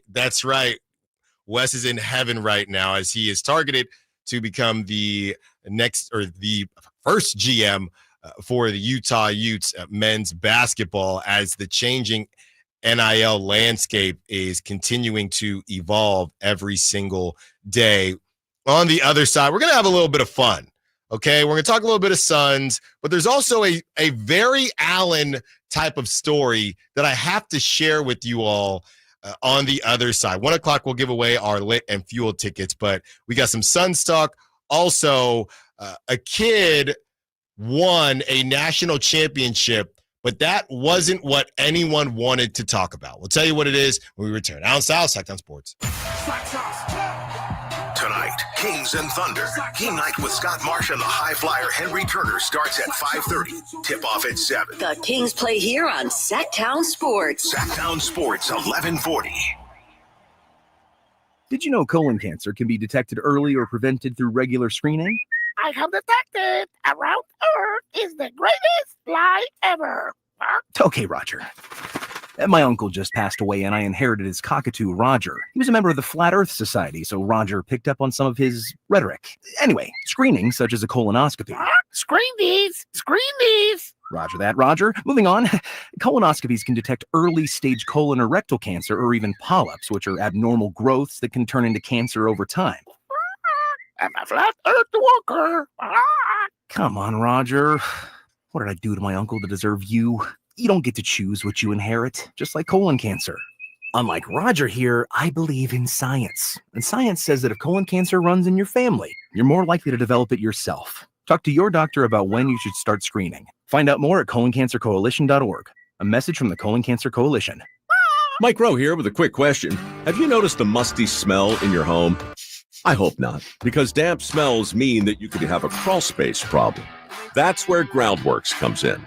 They can honestly assess your situation and create a plan to waterproof your crawl space and get to the root cause of the problem. Schedule your free inspection at groundworks.com/row. And while you're there, check out my latest dirty job. It's a good one. Licensed in all states where work is performed. See website for details. Big savings are back at Folsom Lake Honda, your one-stop Honda shop. New Hondas are piling up, and that means big savings for you. Looking to own or lease? During the spring sales event, drive a brand new Accord or Civic. Visit us today at folsomlakehonda.com, your one-stop Honda shop. As a family-owned and operated dealership since 2009, customer service is our #1 priority. Our customers love doing business with us, and you will too. Folsom Lake Honda, yeah, your one-stop Honda shop. It's Carmichael Dave talking to you about my good friends at American Energy. You're in the Sacramento area. You know how the seasons work. They are a-changing right now. So American Energy wants to help you stay warm for the rest of the cold season, but help you stay cool during the warm season. Best way to do that, make sure your system is operating safely. So right now is the time to take advantage of half off a tune-up, $24.50. They cut that right in half. And if you want a diagnostic, guess what? You can't beat free. If it's free, it's me, and now it can be you. And also, it's the end of the season blowout. $4,000 off a new system plus any rebates. That $4,000, that's a direct drop from the sticker price. It's a great deal. Check them out at theaeway.com or an instant quote, or give them a call at 916-520-9990. That's 916-520-9990. Tell them your good buddy Carmichael Dave sent you. Call 916-520-9990 now. Listen for the Toyota Tahoe Report every Thursday, Friday, and Saturday with Johnny Mosley to get the latest weather conditions in Tahoe throughout this snow season. Brought to you by your local Toyota dealers. Toyota, let's go places.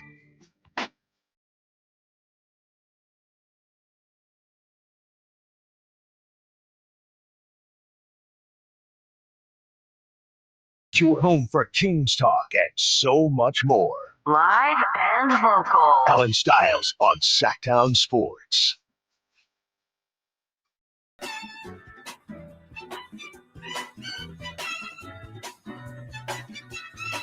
Giving away tickets to see Lit and Fuel at the Hard Rock Live, March 28th. So that's coming up in a couple days now. That's at 1 o'clock. Okay, that's at 1 o'clock. Right now, talk a little bit of Suns, and then we got some fun that we're going to get into. Make some people laugh today as the Kings are getting laughed at, unfortunately. The Suns are now 13-3 this season when Kevin Durant and Devin Booker play without Bradley Beal. Phoenix has won 5 of their last 6 games as they found a winning formula surrounding Durant and Booker with low usage, high energy defenders. Ryan Dunn, another note, he's been playing really well, the rookie for them. That's from Evan Sidery. And, what we're seeing right there is exactly what we were trying to harness in on with the Kings and that Cavs game where they did not have, a couple other guys, and were they missing Zach LaVine and Jake LaRavia, right? And there's less, and not so much Jake LaRavia, he's kind of a low usage guy, but there's just less buttons to worry about pressing. Okay, I'm not a gamer, but I know an MLB The Show, got to use the joystick or the analog to swing. When I played PS4, I'm changing that boy to just pressing the X. I don't care. I know it's easy. I know it's maybe a bit soft, but I'm not a gamer. I want to enjoy myself. I don't want to worry about that much, okay? And this is from about 3-4 years ago, whenever that is. So sometimes it's just easy to simplify the game, and that's what Doug is big on. And to be honest, let's go back to that Kings game where they beat the Timberwolves right after the De'Aaron Fox trade and Zach LaVine wasn't there yet. I don't know that that's a what if because the trade had already been made, but you saw a game where, Keegan Murray, these last couple games, he's really been trying to assert himself, but there's just too many cooks in the kitchen. And the Suns, one of those cooks have been removed in Bradley Beal, and they've simplified things, and they've been able to just understand what their identity is. Where Bradley Beal, they didn't have an identity, right? Because he can't defend. He's often injured, and he's a smaller guard. He looks like a Kings player, to be honest. And kind of just wants to vibe. He looks like a Kings player, a guard that can't really play point guard. He literally looks like a Kings player in questionable defense. So he goes to the Suns, and it's okay. Well, KD, are you number one? Devin Booker, you're still doing your point guard thing, even though we got another guard, but Bradley Beal's not a point guard. So Devin Booker, you're still kind of a point guard or whatever the case is. So they just said, you know what? We already have 2 dudes. Let's just create the team around those 2 dudes in Devin Booker and Kevin Durant. And it's working for them right now, right? They can get going whenever they need to. They have the Grayson Allens of the world that can hit some shots for them. And this is what we're seeing with these teams, another team that just didn't really fit, just didn't make sense. All the talent, their bench is obviously questionable, all the talent, right? But it didn't make sense. So I saw that and what the Suns have been doing, and I thought that's exactly how, I'm only going to speak for myself, how I felt watching, or when I watch, and it's not just Zach LaVine, it's just take away one of them, right? Now, last night wasn't the case because the Celtics are just better. The Celtics are possibly the best team in the league, throw out the records, right? And they're rolling right now, more importantly, as the Cavs were struggling. But these situations where whether Malik is missing, Zach LaVine is missing, or DeMar DeRozan is missing, it actually makes things simpler because it's you do this job, you do that job, and it's just not as clunky. And we were literally seeing it with the Suns. So I'm going to bring this back to the Kings real quick because in a way this relates to the Keon Ellis Malik Monk conversation, which is the Phoenix Suns exhibit signs and tendencies of being better with rookie guard Ryan Dunn versus Bradley Beal. Right. The thing about Phoenix is not only do they not care about Bradley Beal's feelings, at the trade deadline, they actively tried to make Bradley Beal hate Phoenix so that he would waive his no trade clause to go literally anywhere else. And so they've made the decision, we're going to start Ryan Dunn. And I caught the back end of that game after the Kings yesterday. Ryan Dunn was excellent, like had an excellent game, third best player on a team that looks like it has a chance of making the playoffs. And Phoenix has made that switch, and I guess you would argue it's a pro Keon Ellis argument. I would counter that by saying I think Ryan Dunn probably has a higher ceiling as a basketball player than Keon Ellis, but he's a rookie who was picked in the back end of the first round that is absolutely killing it for Phoenix. Well, and the other thing is, too, that Bradley Beal just most importantly didn't want to get traded, right? His family likes it out there. So now he knows y'all don't really want me anyway, and they had some success. So he didn't even play last night, right? So he's out with the left hamstring strain. They had already starting Ryan Dunn, but their decision to move, it's different only because they had already decided that Bradley Beal stinks, right? So it didn't have to be Ryan Dunn. They were going to find, they just knew it was not going to be Bradley Beal. So it's a little bit different, to your point, because of the feelings and the different feelings with Malik Monk. But yeah, kind of a similar situation. All right, Kyle, let's have some fun here. And I got to lay this out correctly in order for this to land. But basically, Lucas Bird is the latest national champion for college wrestling for the University of Illinois. Lucas Bird weighs in at 133 pounds, and he's 5'5", okay? So, turns out Lucas Bird, his girlfriend, played volleyball, okay? It looked like it was a medical end to her career. She's no longer playing. His girlfriend is 6'3". 5'5" to 6'3". Now, you know I'm huge on Zont Life, but I don't even know if I'm confident enough to pull that off.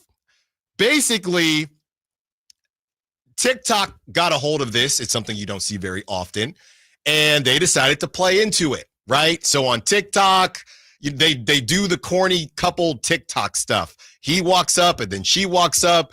She's carrying him on her back and squatting, things like this. They're both D1 athletes, right? So we get all that. But he's a world-class athlete. But he's a world-class athlete, and I think she played in college. I'm not sure.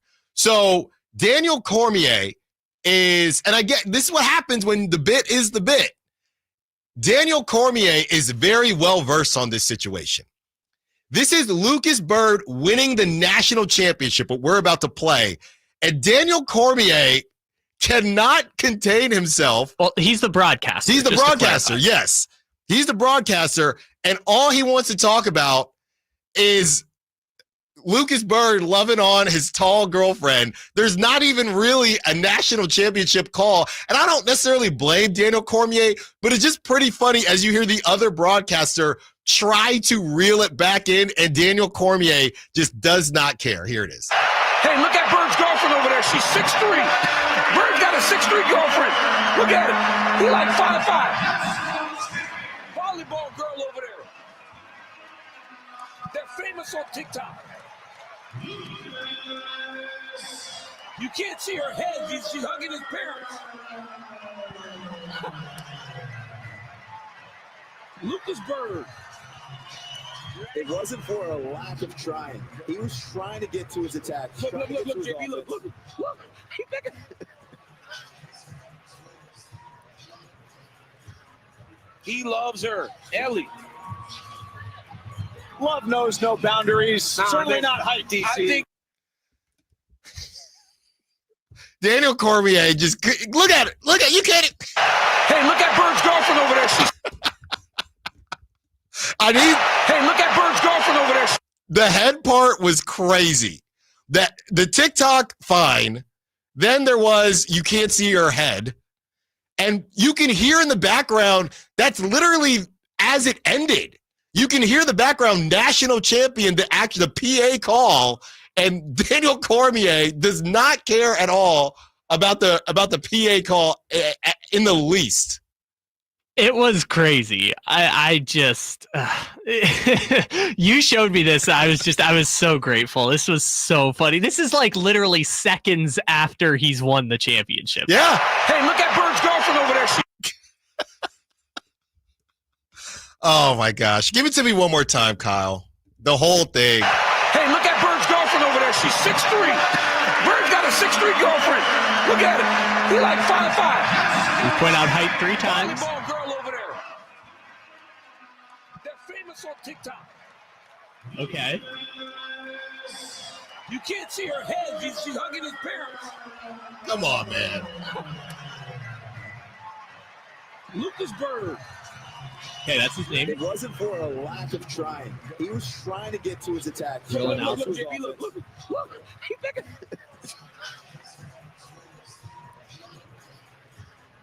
He loves her. Ellie. Love knows no boundaries. Certainly not height, DC. I know nothing about how it all panned out. I don't know how he won. I don't know anything. Who he was wrestling against. You can't see her head. She's hugging his parents. We know nothing. You can't see her head. We know nothing. All we know is that Lucas Bird's girlfriend what do is you 6'3". We do know things. We heard their height 3 times. That's right. We found out her name. Yeah. Randomly, he just says his name again. Yeah. We find out that the camera can't see her head. You can't see her head. She's hugging his parents. And then the one part where he's like, look, he bigger. Or I think he tried to pick her up or something. Oh, yeah, where the broadcasters try to give real analysis and it gets interrupted by him. He loves her. Ellie. Just insane. And and nobody said anything. You can't see her head. She's hugging his parents. I guess everybody, yeah. There's like 4 incredible sound bites in there. Like in one 45-second call, he has 4 all-time quotes. Like, he loves her. Ellie. Hey, what about you ever seen the movie Up? Do you know what that movie's about? He loves her. Ellie. Yeah, people are roasting Cormier because he couldn't get over it. You can't see her head. She's hugging his parents. All right. Thunder Kings preview on the other side. Allen Stiles, Sacramento Sports. You can't see her head. She's hugging his parents. Saving for retirement was tough enough for us. Yes, and navigating markets can be challenging at times. I understand. That's why at Fisher Investments, we take a disciplined approach with your investments. Tell us more about that. We take an active approach to money management, positioning your portfolio for opportunities we see ahead. So all your clients get the same portfolio? No, we tailor your portfolio to your individual goals and needs. What about communication? We don't like being left in the dark. We check in regularly to keep you informed on the markets and your portfolio. Which means you'll help us stay on track. Yes, our goal is your comfortable retirement. And as a fiduciary, we always put your interests first, because we do better when you do better. At Fisher Investments, we're clearly different. Learn more at FisherInvestments.com. Investing in securities involves the risk of loss. Coach Doug Christie here for your truck headquarters, Folsom Lake Ford. Shop all your favorite models on sale now, like America's best-selling F-Series. Check out a huge selection of Mavericks, F-150s, and Super Duty trucks, or tech-filled SUVs like Explorers and Expeditions, plus a huge selection of Broncos and Bronco Sports. All in stock now at Folsom Lake Ford in the Folsom Auto Mall. Right now, buy any new Ford with 0 down on approval of credit. Save big with low interest finance rates. And Folsom Lake Ford always pays top dollar for your trade. Hurry to Folsom Lake Ford in the Folsom Auto Mall, a 6-time Triple Crown winner for sales and service excellence. That's why they are my trusted dealer, and they should be yours too. For 35 years and counting, come down and take a test drive today. Tell them Coach Doug Christie sent you, or shop online at FolsomLakeFord.com. If you're 55 and up, T-Mobile has plans built just for you. 2 lines of unlimited for just $30 a line. That's a 45% savings compared to Verizon and AT&T. But don't just take our word for it. It's not just the savings that are great with our T-Mobile plan. There's all this value from all these other things that T-Mobile offers. T-Mobile has been such a savings for us. We love it. Switch today and get 2 free 5G phones like the Motorola Edge with turbo power charging that gives you power for the day in just 15 minutes. And customers 55 and up can get 2 lines of talk, text, and data for only $30 a line. Go to T-Mobile.com/choice55 to learn more. With AutoPay plus taxes and fees, plus $5 per line without AutoPay. Debit or bank account required. 45% off 2 lines versus AT&T Starter and Verizon Welcome. Plan benefits vary. Motorola Edge on us with 24 monthly bill credits and new line for well-qualified customers, plus tax and $35 per line connection charge. See details at T-Mobile.com. Motorola Edge requires 68-watt charger. Charger sold separately. Actual performance will vary based on usage and configuration. You've heard the saying, penny wise, pound foolish, right? It means you do something that will save you a little bit right now, just pennies, but that ends up costing you pounds in the end. People put off tuning up their furnace because they don't want to take the time or spend the money to get it done.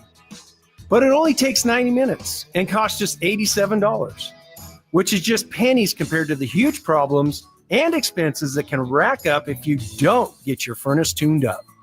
You'll also save money on your energy bills, and your system will last longer.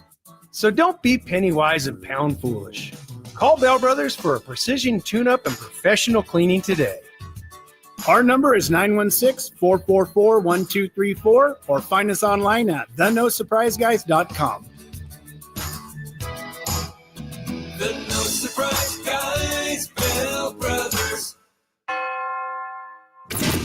KHD1 Sacramento, KYMX HD3 Sacramento. Your flagship station for the Beam Team. From the Power Business Technology Toshiba Studios. This is Sacktown Sports 1140.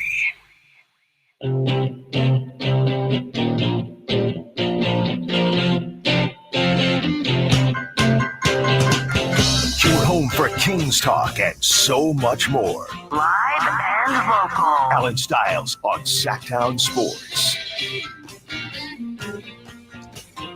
It's also time for our Lit and Fuel ticket giveaway. Win a pair of tickets to see Lit and Fuel at Hard Rock Live on March 28th. The rock bands Lit and Fuel are bringing their Ignited We Stand tour to Hard Rock Live, Sacramento, this Friday, March 28th, and we want to send you to the show.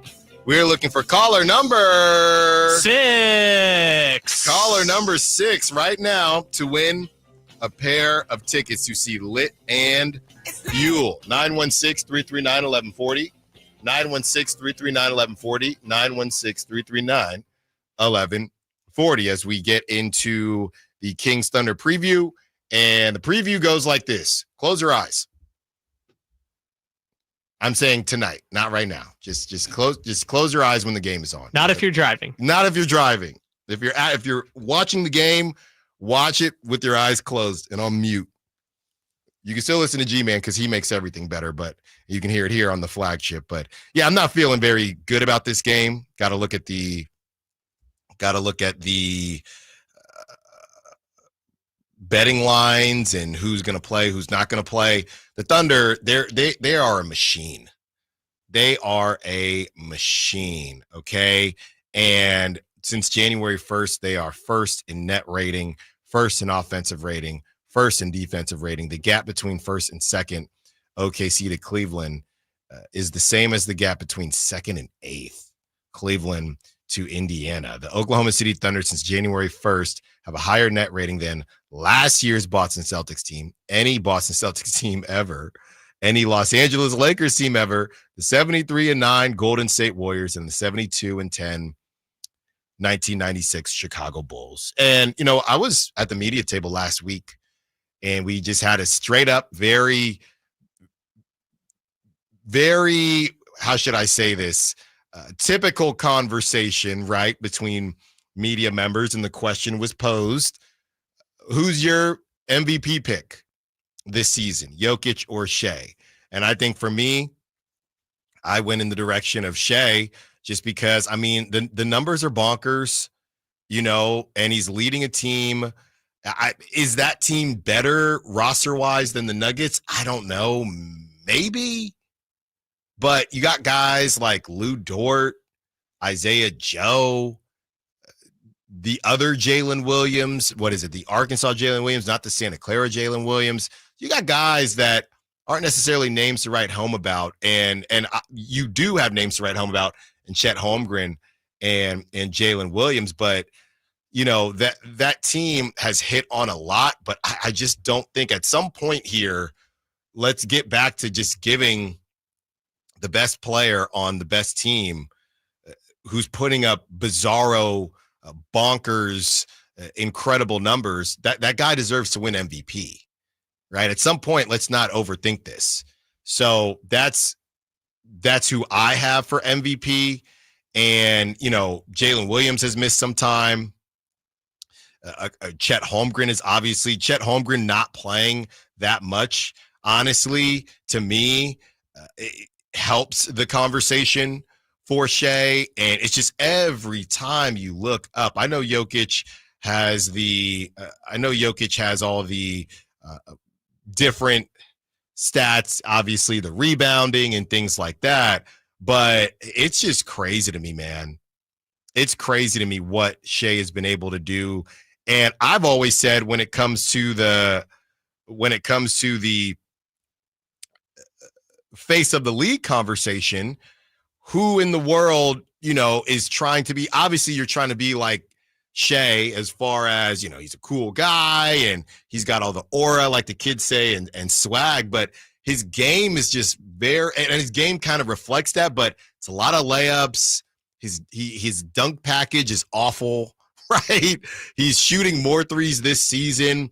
It's just he's clearly not a lazy guy, but the way he plays is just a bit ho-hum. Okay, I guess I got to do this here. I guess I got to do this there. Let me go score real quick. That's just how he plays the game. So, it's been a little tough for me, who I'm very, I like my guys to be very, excited and electric, and that's just not how Shea plays. But, and it's not really how Jokic plays either. He just has crazy numbers where he'll have 20 assists and 20 rebounds. And I guess the argument for Jokic is that he's doing it with less, but they're a championship team. So I don't know what you do with that. You don't have KCP, who you might be better off based on how he's playing, but Russell Westbrook has been playing very, very well. So I think it's very close, but right now I would say Shea. I like to reward guys that are on the best team. And if it's close, that's the side that I'm going to err on. And Shea, for whatever Jokic is doing from the rebounding and assisting side, Shea will just randomly drop. I saw he passed another list of consecutive 20-point games, and he'll drop 50. It feels like once every couple weeks here. So my vote is for Shea. As far as the game tonight, the Kings got to dig deep some way, somehow. Now it's the second night of a back-to-back. The one thing we didn't talk about, and Kyle is, if you're on the line, Kyle has the winner. One thing we didn't really discuss is the decision from Doug Christie, and I think it might have been Dave, or there are a couple people bringing up Doug Christie's decision as to when they pulled the starters.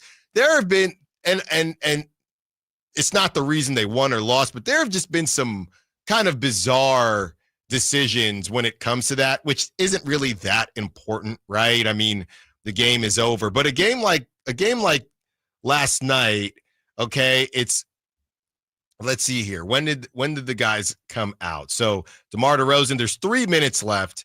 It's 109-89. DeMar DeRozan makes a shot at 3:35, and then Domantas Sabonis makes a shot.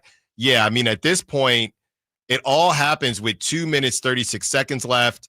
And at that point, you were not going to win the basketball game. It was 109-91, and that's where they kind of called the dogs off. But, you're basically down 20 points. So that's when the dogs got called off, basically right after Domas makes that shot. And I guess the conversation was, you look here, it's 107-87. That's with 4 minutes left. It's 103-87. That's with 6 minutes and 30 seconds left. That's when I saw people start to complain about it. That's what's tough, though, Kyle. If you look here, I think maybe would the 5 minute mark have made people feel better? It's not that easy. So at 6:15, because there have been times where Doug has called off the dogs where it just didn't really make sense to me. But then last night, There's 6 minutes, 13 seconds left, 105 to 107. So you're down, you're not down 20. You're pretty much, you're down 18. So you're not done yet. Do you think that at that 6:13 mark, down 18, Doug, knowing that the Thunder are coming in tonight, do you think it would have been a better decision to just pull the dogs? I just think it doesn't matter. That's where I'm out, but there were people talking about it. I mean, who cares if it's with 3:30 left or with, I don't know, 5:30 left? I mean, it really doesn't make that much of a difference in the grand scheme of things, unless you're conflating minutes of playing time the night before to the wins or losses of the night after. The one thing I would say is injury related, but the counterpoint to that is like Boston left their starters in until like 1:20 left in the game. And part of that was they just couldn't get a stoppage in play to pull the starters until I think they had to call a timeout. But I don't think it matters. So I don't really feel like I have an answer that will satiate people, because it really means nothing. Here's a better way to look at it, right? If you subtract, so the starters, and obviously Jason Tatum goes out and Jaylen Brown had something going on, but Jason Tatum plays 26 minutes. Porzingis plays 31. Drew Holiday plays 31. Derek White plays 33. Jaylen Brown plays 26. Baylor Shireman, the Shireman kid, as Doug Christie called him, played 28 minutes. Luke Cornett played 26. And Peyton Pritchard played 35. So Peyton Pritchard goes over the 34-minute mark. He plays the most minutes on the team. And as far as that 35-minute mark, does it make sense that in a game where you lost control with, I would say, 6 minutes, maybe even 7 minutes, you weren't doing it, right? Doesn't matter. Maybe it was 15, whatever. You weren't doing it. DeMar DeRozan still logs 38 minutes. Domantas Sabonis, first game back, he plays 32 minutes. Keegan Murray plays 36. Zach LaVine plays 37. And Keon Ellis plays 37. Your bench, Jake LaRavia played 17. Jonas Valanciunas played 13. Markelle Fultz played 11 with no Devin Carter. Trey Lyles played 9. I can't lie to you. It doesn't look like it makes a ton of sense.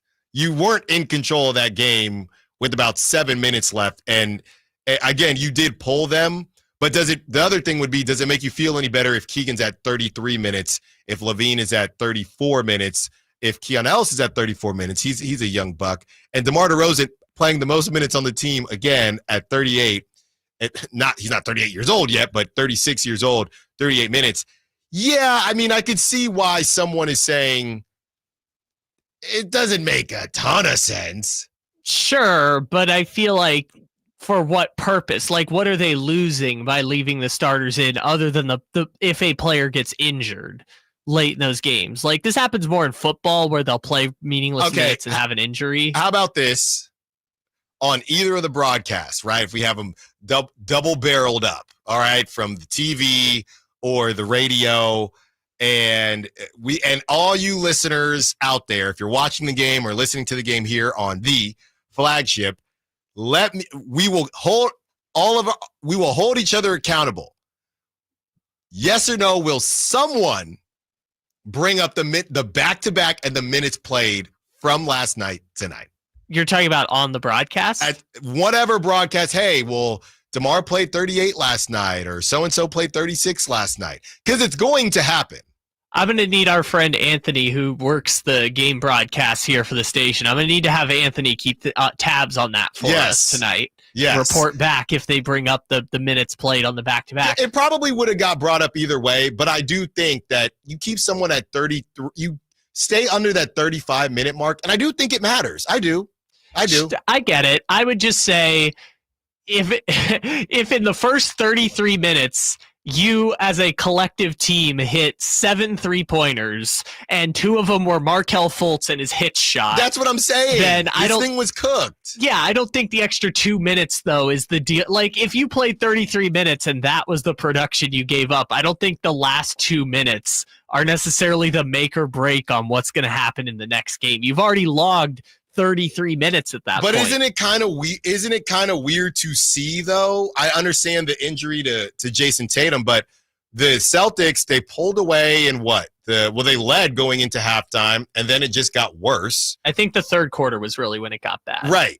So that happens. They're able to beat the brakes off you, and nobody besides Peyton Pritchard gets to 35 minutes. Meanwhile, you have 4 of your starters over 35 minutes with nothing to show for it on the second half of back-to-back. Let's not forget, Celtics were coming off of that was their second night of a back-to-back. So here's my 2 cents on the wear and tear aspect of it that people are talking about. The problem is not the 3 extra minutes you play. Like when we talk about the Kings had more minutes played under Mike Brown than anyone other than Tibbs in the league. The problem is not the 3 extra minutes you play in the fourth quarter losing by 20.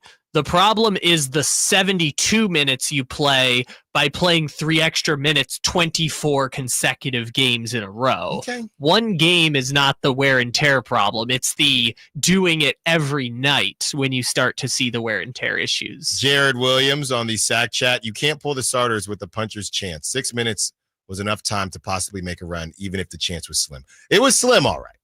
It was definitely slim, and it didn't happen. And they ended up getting pulled 3-4 minutes later. On the other side, how can the Kings muster the energy to take down the Oklahoma City Thunder? Remember last season when the Kings actually matched up pretty well against the Thunder? What happened? Allen Stiles, Sacktown Sports.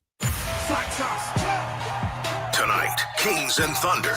Game night with Scott Marsh and the high flyer Henry Turner starts at 5:30. Tip-off at 7. The Kings play here on Sacktown Sports. Sacktown Sports, 1140. Bonneville International Radio Station contests are open to participants at least 18 years of age and older that are residents of California and who reside in one of the 6 counties that make up the Sacramento metro area, unless otherwise specified. Employees or agents of the station, Bonneville International Corporation, other area radio stations, or any entity associated with the contest are not eligible to win, unless the station otherwise specifies in its own discretion. Persons who have won in the last 30 days from a station contest or event may not be eligible. For a copy of the general contest rules, visit KH2K.com. Big savings are back at Folsom Lake Honda, your one-stop Honda shop. New Hondas are piling up, and that means big savings for you. Looking to own or lease? During the spring sales event, drive a brand new Accord or Civic. Visit us today at FolsomLakeHonda.com, your one-stop Honda shop. As a family-owned and operated dealership since 2009, customer service is our #1 priority. Our customers love doing business with us, and you will too. Folsom Lake Honda. Yeah, your one-stop Honda shop.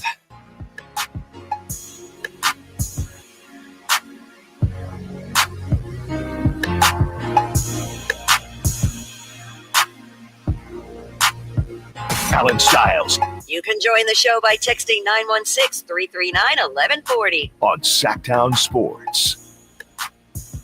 In the middle of our Kings Thunder preview, but a little bit of baseball to break down, doing a little bit of my morning show impression, talking about food. You know what? It's not even a morning show impression. They're not the only show that can talk about food. Dave acts like he's the only person that's ever picked up a spatula. Drive Guys have the exclusive domain on ice cream talk. That's fine. Ice cream. I like my chocolate chip cookie dough. I like my cake batter ice cream. And that's it. That's what I'm good with. What strange choices for those to be the exclusive ice cream. I'll get down with, I'll eat vanilla, don't get me wrong. But if it's an ice cream, I like vanilla on, obviously pie a la mode, things like that. If it's the supporting actor. But if I'm getting a star, my star is cake batter or chocolate chip cookie dough. But you're just choosing things that are not ice cream. Like those are just sweet cream. I like sweet cream too. Cake batter and cookie dough is just raw versions of other desserts. That's what I like. That's fine. I don't understand why you're like, it has to be one of those two or nothing. I like the Ben and Jerry's Americone Dream. What is that? It's got pieces of cone in it. Okay. Like a waffle cone. Yeah, but like, what is the ice cream? Is it just chips? Is it just... It's just vanilla? It's vanilla with some cones and I think maybe a pretzel. What? You have the ice cream taste of a 6-year-old. And there's also one, what is it? The one with the pretzels in it. I like that one too. Yeah, you have the ice cream taste of a 6-year-old child. That's not true. It's deeper. You're like, that. Give me cake batter, make it have cookie dough pieces or cookies. It's not true. Or pretzels in my ice cream. I don't even know how we got to ice cream because that's the Drive guys who are coming up next, by the way, at 2, helping you get ready for the Kings taking on the Thunder. But Kyle, I just had to read this. The Rangers, the Texas Rangers, will have a 24-inch burrito at games this year. The Boomstick Burrito is made with a 26-inch tortilla filled with rice, beans, seasoned taco meat, nacho cheese, pico de gallo, lettuce, and sour cream. I would crush one of the Boomstick burritos. I'm worried that it's probably not that good. It's hard to make something good that big. Yeah, I guess I don't need it to be great. Right. I mean, come on. It's pico de gallo, it's sour cream, it's lettuce. Honestly, I'm just going to be, this might be a little slanderous, not a good combination in a burrito. I know it's the standard, but like. It's not really the standard though. Sour cream, yeah, if you get any super burrito at a Mexican food restaurant, it's like sour cream, guacamole, lettuce. Right. It's like, why would you want those 3 things in a burrito? No. I don't like lettuce in my burrito. I was more so saying the seasoned ground beef is not super burrito. It's more, I guess, Tex-Mexy, which I think is the point. Well, yeah, I mean, it's more of a Tex-Mex burrito than what you're going to get at a Mexican restaurant in California, but it's still, I mean, it's the basics, right? It's the basics. It's the appeal is that it's giant. It's not that it's like this food is delicious. You want to get the Boomstick burrito? Well, this is the thing I was going to say as soon as you brought this up, because this is the first I'm hearing of it. If there is someone who is a professional eater out there, you know the 9x9 challenge? Yes. For 9 hot dogs and 9 beers in 9 innings? Someone's got to do the 9x9 challenge with the super burrito. You got to order 9 of them, crush 1 per inning for the entire game, just 17,000 calories into your gut, and do it for like TikTok or something. I could probably, out of that 24. How many inches are you chowing down on? I could definitely get half. That's not a problem. I could get 12. I'm pretty sure I could crush a Boomstick burrito. I cannot do 24. I could do all 24 inches. No. Hey, now, I definitely can take all 24 inches. And how much time? Oh, are we putting a time limit on? No, I'm asking. You can't have it for breakfast and then lunch. In and one then dinner. sitting. I'm not saying I will have it, like, I will sit down at the table and finish it before I stand up from the table. Okay. I think I could do it. 24 is a lot. I might need to see the picture of the 24 inches before I actually like commit to it, but I would still say I think I could crush the burrito. Hey, now. It's all about the girth. If it's a skinnier burrito, you can take more inches. How is a 24-inch burrito not going to be girthy? I think that's why it won't be girthy, because there's a lot to fill in there. Wait, what is your definition of girthy here? I'm talking about when the circumference of a burrito is thick. Yes, it's going to be. This burrito is not going to be that thick. I mean, it has to be, right? I mean, it's going to be flimsy. But is it going to be more tortilla than meat? I'm not sure exactly what's happening there. You think it's not going to be you think it's not going to be round? You think it's going to be like predominantly tortilla? I mean, it's a big tortilla. Yeah. It's a big tortilla. Look, one way or another, it's 24 inches, and you're going to have to fit all 24 inches in your mouth in order to complete the challenge. Could Kyle finish 24 inches of the Boomstick burrito? There's no way. There's no way. Can the Kings get a W tonight against the Thunder? I think there is a way. We'll talk about how on the other side. Allen Stiles, Sacramento Sports. Tonight, Kings and Thunder. Game night with Scott Marsh and the high flyer Henry Turner starts at 5:30. Tip off at 7. The Kings play here on Sacktown Sports. Sacktown Sports, 1140. We just want to have enough money for retirement. And travel to visit our grandchildren. I understand. That's why at Fisher Investments, we start by getting to know each other so I can learn about your family, lifestyle, goals, and needs, allowing us to tailor your portfolio. What about commission-based products? We don't sell those. We're a fiduciary, obligated to act in your best interest. So how do your management fees work? We have a simple management fee based on the value of your portfolio, so we do better when you do better. We appreciate that kind of transparency. We also check in with you regularly to keep you up to date on the markets and your portfolio. What other services do you offer? As a client, you have access to resources on investing, financial planning, estate planning, Social Security, Medicare, and more. Wow, it sounds like Fisher Investments has everything we need. At Fisher Investments, we're clearly different. Learn more at FisherInvestments.com. Investing in securities involves the risk of loss. Finally, an easy way to find home improvement contractors. Just visit subcontractorsunited.com and simplify your search for home services professionals. From cabinets to windows, roofing to plumbing, Subcontractors United is an easy, simple way to find and hire a home improvement contractor. And you never have to give up personal information. So no harassing phone calls like you get from those other websites.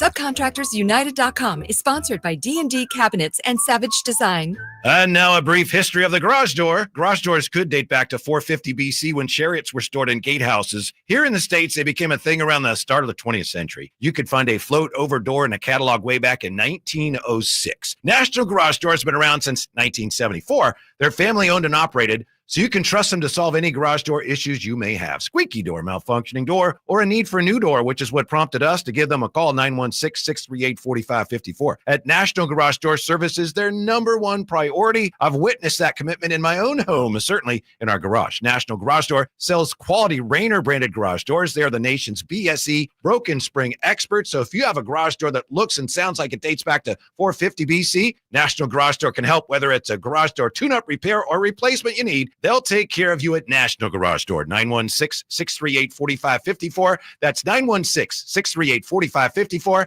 National Garage Door.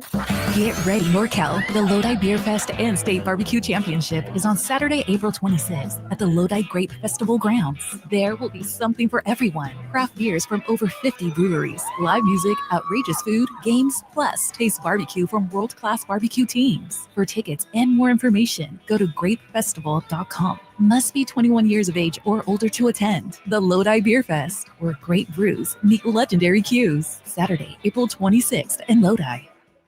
Have you ever dreamed of shopping for the perfect jewelry from home? Well, now it's possible, and you can even build your credit. PrestigiOJewelers.com now offers online shopping, making us the premium credit jeweler nationwide. With an exceptional selection of fine jewelry, from engagement rings and gold chains to sparkling diamond earrings and much more. With over 30 years of experience, Prestigio guarantees you'll find exactly what you're looking for. It's fast and easy. Once approved, you'll receive a guaranteed credit line from $400 to $10,000. All you need is to be 18 years or older, have a valid form of ID, be employed for a minimum of 6 months, and a bank account for automatic payments. PrestigioJewelers.com is the perfect way to establish or reestablish your credit, with interest rates at only 2.25% per month. We are here to help you with monthly reporting to all major credit bureaus. The perfect jewelry, the perfect price, helping you build perfect credit. Visit us online at PrestigioJewelers.com or at one of our locations in Sacramento, Stockton, Merced, and Fresno. Enter code SACTOWNSPORTS at checkout to save 10%. Spring is in the air, and there's really nothing better than hitting the open road in a new Honda. Whether you're shopping for new or pre-owned, Stockton Honda has the selection and savings. Plus, get top dollar for your trade. And while life's roads are often filled with bumps, buying from Stockton Honda couldn't be smoother. Wherever the road you travel might lead, Stockton Honda is happy to get you there. Come in today or go to StocktonHonda.com. Anytime, anywhere, it's all here. StocktonHonda.com.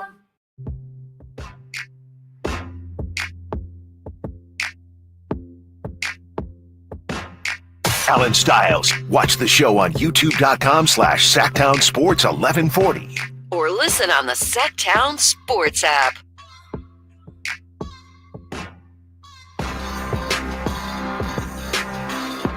Well, the Sack Chat and the text line having some fun with this one. Talking about a 24-inch burrito that will be served at Texas Rangers games. And Kyle says he can eat it all in one sitting. Okay. And the 209 is texting saying this is a weird convo to just join in on. You're not wrong. 209, you're not wrong. The 916 says this is Noah from West Sac. He will watch the game from the toilet. LOL. That's true too.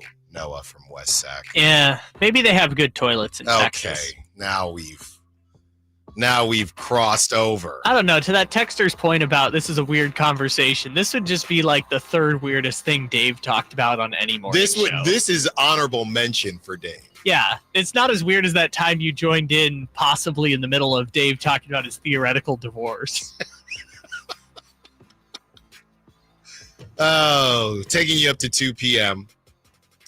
30 more minutes with you. And again, Kyle and I have gotten to the point where I don't even really do injury reports anymore. We've learned that, especially towards the end of the season with these guys being dinged up, it's a bit difficult to figure out who is available, who's going to be available, who's not available. And a lot of it breaks during the drive, guys. So we're still going to give you what it is right now. But we don't have a Kings one yet. Yeah, we don't even have a Kings one yet. We're waiting for the 4:30 injury report to come out, but there is no official word from the Kings yet. For the Thunder, it's a long one. It is. And you know what? Just real quick before we leave the Celtics for the rest of the year, unless we see them in the finals, were you surprised at all, Kyle?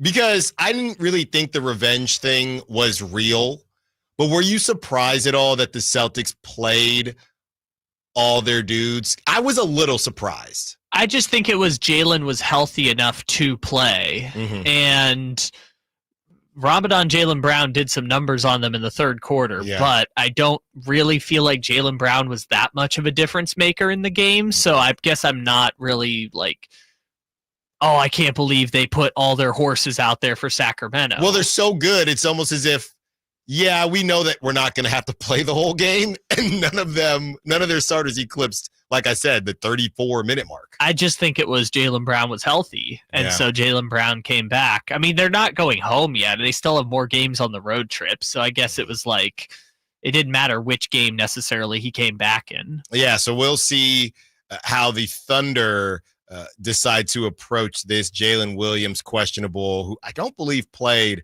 the last time the Thunder played the Kings. That was right before the trade of De'Aaron Fox, and it was a bit of a nightmare. The Thunder are also listing Chet Holmgren questionable, and he's one of our guys. Is he playing? I don't know. Cason Wallace, who's played really well for them, questionable with a knee. Aaron Wiggins. So I'm going to be honest with you. Between Cason Wallace, Aaron Wiggins, and Isaiah Joe, they're all the same person to me. I'm sorry. I mean, they do different things. Do they? Yeah, I mean, they do. I would argue Cason Wallace, if Kings fans just want something interesting, like Cason Wallace is kind of like, I would argue, the best case scenario for what Keon Ellis's career could be.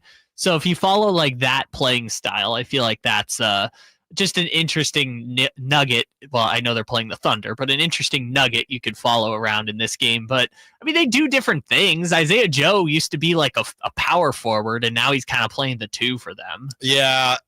405 is texting in Brandon from Oklahoma and a Thunder fan. Before last year, Thunder hadn't won in Sacramento in like 3 years. It should be a close game. I'm a Texas Rangers fan as well, and we'll have to try that taco when I go down there. Well, it's a burrito, Brandon. I think it would be a 24-inch taco would be insane. But yes, if you get down there, you should enjoy yourself with that boomstick burrito. By the way, shout out Oklahoma fans for listening to our show. Yeah. I love that. Yeah, shout out Oklahoma. I've been to Oklahoma one time in my life and had a great time. From the 510, Allen, I got my family of 5 tickets for tonight's game. My 8-year-old says the Kings are going to get cooked. How can I convince him otherwise? You don't, 510. You tell him that he is a smart kid because that's probably going to be it. But I would say, if anything, hey, buddy, look, I know that might be the case, but Malik might be back. Jalen Williams might be out. Chet Holmgren might be out. Cason Wallace might be out. Aaron Wiggins. These are some big players for that team. So I think maybe the Thunder might look at the Kings and, not necessarily put their best foot forward because they beat them last time. So, let's go get some carne asada fries and pray. That's what I would say. To Brandon from Oklahoma's point, before the blowout in November, the last time that Oklahoma City won at Golden One Center was pre-pandemic, January 29th, 2020. With, remember Chris Paul? Remember that one season Chris Paul was on the Thunder? And that's where he kind of got his reputation as he can he can take any team to the playoffs. Yeah, and then he went to the Suns and they went to the finals. Yeah, and that was the run. Yeah. To the other texter's point, here's what you do since your 8-year-old son still has time. Did you see the picture of that kid who dressed up like SGA in the crowd in Oklahoma City, and everyone was saying he looked like the Allen Iverson kid? Oh, with the no, I braids? haven't seen that. Oh, you haven't seen? Oh, okay. Well, this joke's not going to be as funny then. There was a kid who the famous photo of Allen Iverson, the white kid dressing up with the braids. A kid did that in Oklahoma City with SGA. So what you do with your 8-year-old son is you either A, recreate that with SGA, or B, pick a player on the Sacramento Kings who you want to dress up your 8-year-old son exactly like and show up to the game in full garb. That's how you get your child interested in the game, is pick a player. Why would he dress up like SGA? He's a Kings fan. I'm saying you just recreate the meme because everyone's saying like little SGAs are going to pop up all over the place. Yeah. So you either go viral dressing up like little SGA, or you go viral by dressing up like, I don't know, little Keegan Murray or little Doug McDermott, depending on what your kid is. Well, I know last night was lowrider night. I don't think they would have 2 themes in a row, but it's possible. Whatever the theme is, 510, whatever the theme is, just hopefully it's a fun theme for you. I would hope that as well. Let's see what we have here. I don't know that they would go back-to-back themes. Yeah, I don't see any theme listed here. It's game night apparently on March 27th, presented by Apex. 2 minutes ago, Jason Anderson, Sacramento Kings guard Malik Monk and Devin Carter, and forward Doug McDermott are still questionable for tonight's game against the Oklahoma City Thunder. I don't know if that's a good sign or not. And at least means that for the illness duo, doesn't feel like they woke up feeling great, but maybe they're just trying to play a little coy for the Thunder. And it's all the same injuries. The Jason's probably looking at the 130 injury report that came out. Yes, Devin Carter's still illness, Malik Monk's still illness, and Dougie McBuckets has his whole elbow injury going on right now. Can't hit that too hard right now. Your elbow are hurt. But yeah, 510. I would say, look, buddy, if Malik plays and Jalen Williams and Chet don't play, I think they got a great chance. Just tell them, what are they at now? They can't lose them all. They have to win eventually, and I think tonight's going to be the night. That's what I would tell them. That family of 5 too. I really hope that the Kings, win or lose, they show up for you. I mean, you take a family of 5 to a game, that's an investment. I'm doing the math here. I think they've already clinched the 1 seed. See? Already clinched the 1 seed. I'm pretty sure they've already clinched the 1 seed because there's only not overall though. No, not versus Cleveland. Like they won't get home court for the finals, but they already have the 1 seed in the West, so they have home court through the West playoffs. They right now are 2 full games ahead of Cleveland. Look, buddy, the Kings are a 500 team, and right now they're 35-36. So that means they're due for a win to get back to 500. Or honestly, buddy, for your 8-year-old son, like the Thunder are the best team since the 96 Chicago Bulls over the last 2 months. Honestly, you might just want to buy your son an SGA jersey and go. No. On that note, one more segment with you. Prop Talk and Dogs segment when we return to close the show out. Allen Stiles, Sactown Sports. Tonight, Kings and Thunder. Game night with Scott Marsh and the high flyer Henry Turner starts at 5:30. Tip-off at 7. The Kings play here on Sactown Sports. Sactown Sports, 1140. Come check out Capital Casino, Sacramento's #1 poker room with the most variety of table games in the region in a safe and friendly environment. Plenty of well-lit parking available, conveniently located in downtown Sacramento. And remember, Capital Casino has the best food, the best service, and the best action. 411 North 16th Street in downtown Sacramento. For more information, log on to capital-casino.com and please gamble responsibly. 1-800-GAMBLER. With 25 award-winning years in Northern California, Ashton & Price is your local injury law firm. Pro attorney tip: if a firm presents as local but they're in LA, red flag. If your first consultation is not with a lawyer, big red flag. At Ashton & Price, your first consult is with a local attorney, and if serious injury prevents travel, a lawyer will come to you. Still not enough? George Washington's my uncle. At Ashton & Price, no red flags, just red, white, and blue. Remember, for the best advice, don't think twice. Call Ashton & Price. At Elk Grove Honda, not only do we have a great selection of pre-owned cars at very fair prices, but every one of our pre-owned automobiles are treated with kid gloves with a 182-point inspection that covers everything from unibody to tires to brakes and engine filters. Then our cars receive a mobile oil change and fresh fill-up with full synthetic mobile oil. We know you have lots of choices of where to purchase your next car. Come to Elk Grove Honda, home of the 182-point inspection and mobile oil change. We're in the Elk Grove Auto Mall, Highway 99 at Elk Grove Boulevard. You know the old early bird and worm thing? Well, here's an early bird special and Bonnie's lowest price of the year. Imagine an entire new HVAC system replacement, both heating and cooling, for as low as, ready, $11,789. Take advantage of that, $11,789. Hurry though, this is a limited offer and ends April 15th. The sooner you act, the sooner you save. Plumbing, electrical, heating, and air, Bonnie.com. Some restrictions apply. License 696-355. Big savings are back at Folsom Lake Honda, your one-stop Honda shop. New Hondas are piling up, and that means big savings for you. Looking to own or lease? During the spring sales event, drive a brand new Accord or Civic. Visit us today at FolsomLakeHonda.com, your one-stop Honda shop. As a family-owned and operated dealership since 2009, customer service is our #1 priority. Our customers love doing business with us, and you will too. Folsom Lake Honda, your one-stop Honda shop.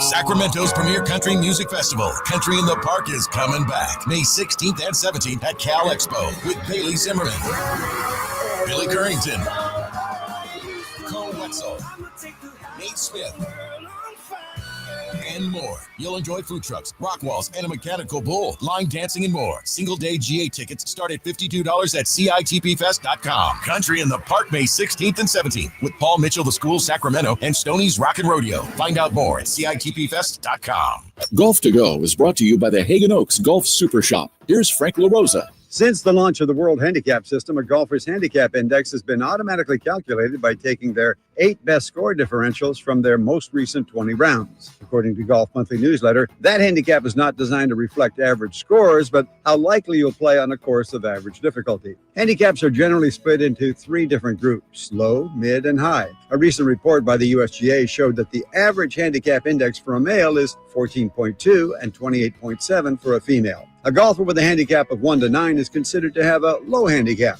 A handicap of 10 to 19 is generally thought to be a mid-handicapper, and a higher handicap golfer is 20 and above. Nearly 50% of males are mid-handicappers, with 30% carrying low handicaps, and under 20% of female golfers are in the low and mid-handicap groups. Carry your handicap proudly and play on. It's supposed to be fun. That's your Golf to Go. I'm Frank LaRosa. Sacramento Chrysler Dodge Jeep Ram has the best truck on the market, the 2025 Ram 1500. And that's not an exaggeration. It's proven. It's the 7th time Ram has won the Motor Trend Truck of the Year. Connor Driver named it one of its 10 best vehicles of 2025, giving it a 10 out of 10. And at J.D. Power, it's #1 when it comes to brand vehicle quality. And hey, yeah, all that's great. But where Sacramento Chrysler Dodge Jeep Ram really separates themselves from the pack is their car buying experience. Come on in and see for yourself why they say it's where a handshake still means something. Tom's Watch Bar has the best happy hour in Sacramento, starting with $5 specials all day, every day. Plus select $7 appetizers and $12 entrees with 360-degree viewing and game day vibes that match being at the game. Tom's Watch Bar is the ultimate game day experience for sports fans.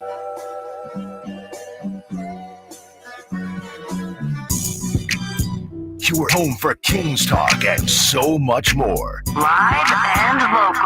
Allen Stiles on Sacktown Sports.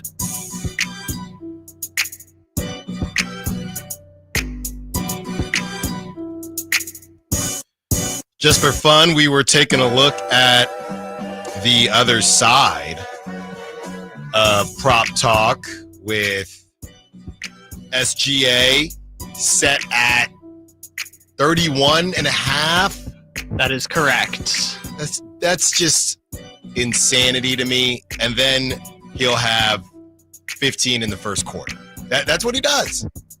That's what he does. Kyle, just along with Prop Talk and Dog segment before we close things out here, you want to take a guess at what the line is tonight? Now, obviously, a lot of these guys are questionable. Kings lose by about 20 last night, second half of a back-to-back. It's in Sacramento. Not that that necessarily matters. What do you think the line is? Ooh, I'm going to say Thunder 9.5. Final answer? That is... again, this is weird because we mentioned Jalen Williams questionable, Chet Holmgren questionable, Cason Wallace questionable, Aaron Wiggins questionable. That's 4 of their 8 main rotation guys.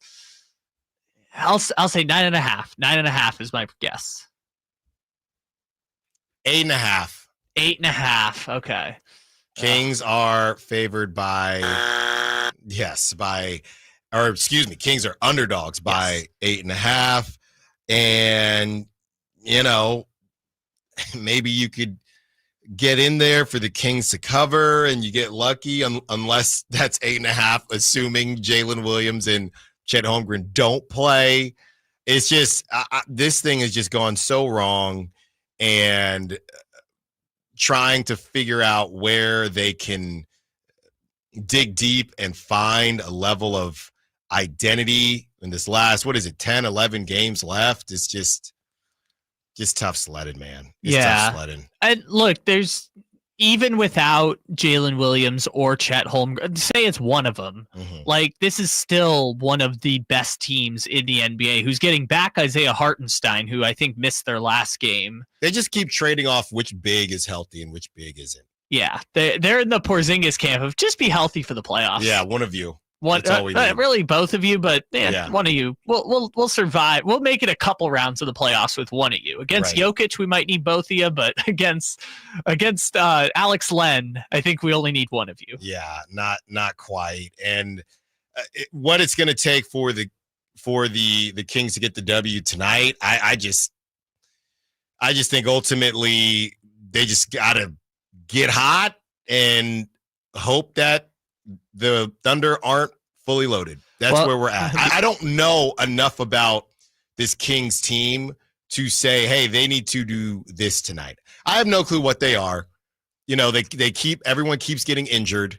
All right. So you haven't had the full squad. We still don't know if you'll have the full squad. So I cannot sit there and say, you ever notice, if you've been listening to the show, there's no keys to the game because we don't know what this team is going to be, or what they are from a day-to-day basis. We don't know. So first of all, the average margin of defeat for the Kings against the Thunder this year is 28 points. But second, the first time they played at Golden One Center, Shai Gilgeous-Alexander and Jalen Williams had a then season high 65 combined points. I would guess that Keegan Murray will guard Jalen Williams, and Keon Ellis or Devin or Jake or someone other than Keegan is going to have to guard SGA, just because, that's not what's going to happen. Are you sure? Because, we say Keegan can guard ball handling ones, but it's not his specialty. If there's and this is what we're talking about, right? And I'm not that guy, but even if Malik is healthy, How are you starting Malik and on a night like tonight? I guess if Malik were in the game, that would be where you put. I mean, again, Doug has tried to go with 2 of the 4 defensive guys at all times. And when Devin Carter's been out, he's kind of swapped Markelle Fultz in kind of in the same way. So as long as 2 of those guys are on the floor, yeah, I guess you could put some Keegan on SGA, but there won't be 2 of those guys on the floor to start the game. If Malik Monk plays. Well, if Malik Monk starts, yes, I would agree. That's and possibly closing lineups would be the only time. What I'm saying is this team is not good enough, and they're not even winning games unless Doug has been told otherwise. I would go through life. I would go through the rest of the season on a game-to-game scale, right? Hey, this game kind of looks like Keon might make more sense. We can maybe sneak him on SGA. Because honestly, SGA is a big boy. And I don't even know how Keon – the reason I'm saying Keegan for SGA is because I don't know if Keon can guard SGA, to be honest. Yeah, the whole team is big boys. I mean, that's why I look at it like – and that's why I feel bad for 510 and his 5-person family. I honestly just don't think they're going to be able to guard SGA. Honestly, like the 31.5 points is not unreasonable. I just don't know how they're going to guard SGA. Yeah. So I do think that they will. Well, what if you rotated guys over, right? And they have been, I think what it honestly would be, to be honest with you, it would be Zach LaVine on Jalen Williams. That's kind of what we saw yesterday with the Celtics. I think they would start Keegan on SGA, and they would put and Jalen Williams didn't play last game, so they started Alex Caruso. Like, come on now. Let's be serious here, okay? This was a couple days ago. All right? Alex Caruso, Lou Dort, Isaiah Hartenstein, Shai Gilgeous-Alexander, and Cason Wallace. They beat the Clippers by 2 points. You telling me that the Kings can't beat that starting lineup? Well, yeah, but that's no Jalen Williams, right? But I'm saying if back to our 510 that I'm trying to help the kiddo here, if this is what they cooked up, and even though they beat the Clippers and the Kings can't beat the Clippers, but if this is what they cooked up, you got a shot, right? Well, sure. Maybe then you considered like just doubling SGA every time. And honestly, they might just double SGA anyway. Just spam doubles. That was when life was good. But like against the Clippers, they did not put Keegan on James Harden. Against the Mavericks, back when they had Luka, they did not put Keegan on Luka. So why would you put Keegan on SGA? I think we saw some Keegan on Luka. We saw Keegan more on Kyrie. James is, and I would have rather seen him on Luka than Kyrie. Yeah, I mean, I understand your point, but I just spam doubles. Honestly, just spam doubles. Let someone else beat him. All right, Kyle, it's time for Prop Talk. Well, you already know where I'm going, Kyle. This is a numbers game, and the numbers continue to drop for Zach LaVine. He is down to 19 points. I think it's 19 even. 19 points even. So give me the over. I think today's a day. If it's not today, it'll be the next game. Zach LaVine over 19 points. I believe he's not going on the banned list yet, but no. It's got to happen at some point, right? Not yet. Today's good, and he's going to hit tonight, so it'll be fine. Domantas Sabonis had a first half double-double in his first game back from injury yesterday. I think that's like the 56th or 57th time in his career he's done that. I forgot to look up the number exactly, but it's impressive how many first half double-doubles he has. Coming off that game, I don't know if you're ever going to get a lower total for Domantas Sabonis points, rebounds, and assists. We're sitting at 32.5 right now. Despite getting pulled later than some people wanted yesterday, he still ended up with 34 in that column. Each of the last 2 full games he's played, he has eclipsed it. So you know what? Might not be a triple-double tonight, but yeah, I feel pretty good about some Domantas Sabonis bodying Chet Holmgren or Hartenstein or whichever one is playing. Okay. I got it. I believe in you, Domas. 32.5 points, rebounds, assists combined. Well, and you know what's funny?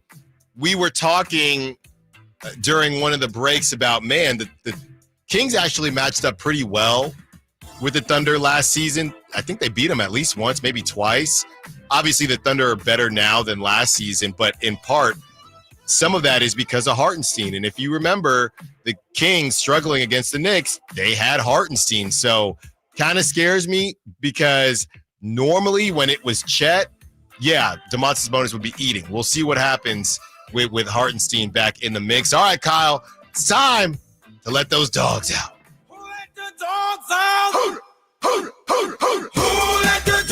It's time to let the dogs out. Who are your dogs tonight? 916-339-1140 on the text line and the Sack Chat. Who is going to ball out tonight for the Sacramento Kings? And this is kind of fading you in a way, Kyle, and I don't mean to do this, but we need something from an unsung hero. And I've been really hard on this guy the last couple games because there's been so much of him with Domantas Sabonis out. The Hartenstein thing kind of worries me. I'm actually going to go with Valanciunas to have a pretty decent game tonight. Absolutely, sauce. Yeah, I think that he's due. I think that they can go, body to body, whatever it needs to be done. So I'm going to go with Valanciunas. Who do you got? I'm going to double down with you. I was kind of thinking, I gave the Sabonis one earlier, but they're playing the Twin Towers or the Beef lineup. We got our own Beef brothers here tonight. If there was ever a night for them to drop the king-size combo, as Whitey talks about it, we have the meat. Tonight's the night, man. Going up against Hartenstein and possibly Chet. Tonight's the night. So my dog of the game is just going to be the king-size combo. Okay. When they are on the floor together, they are going to crush the minutes against Hartenstein and Chet Holmgren. Thank you for listening to the Allen Stiles Show. Congrats to our winner of Lit and Fuel tickets. You have another chance tomorrow. Thank you to the callers, texters, Sack Chatters. Thank you to Kyle, as always. Drive Guys up next. Until tomorrow, it's good to back. Like to be.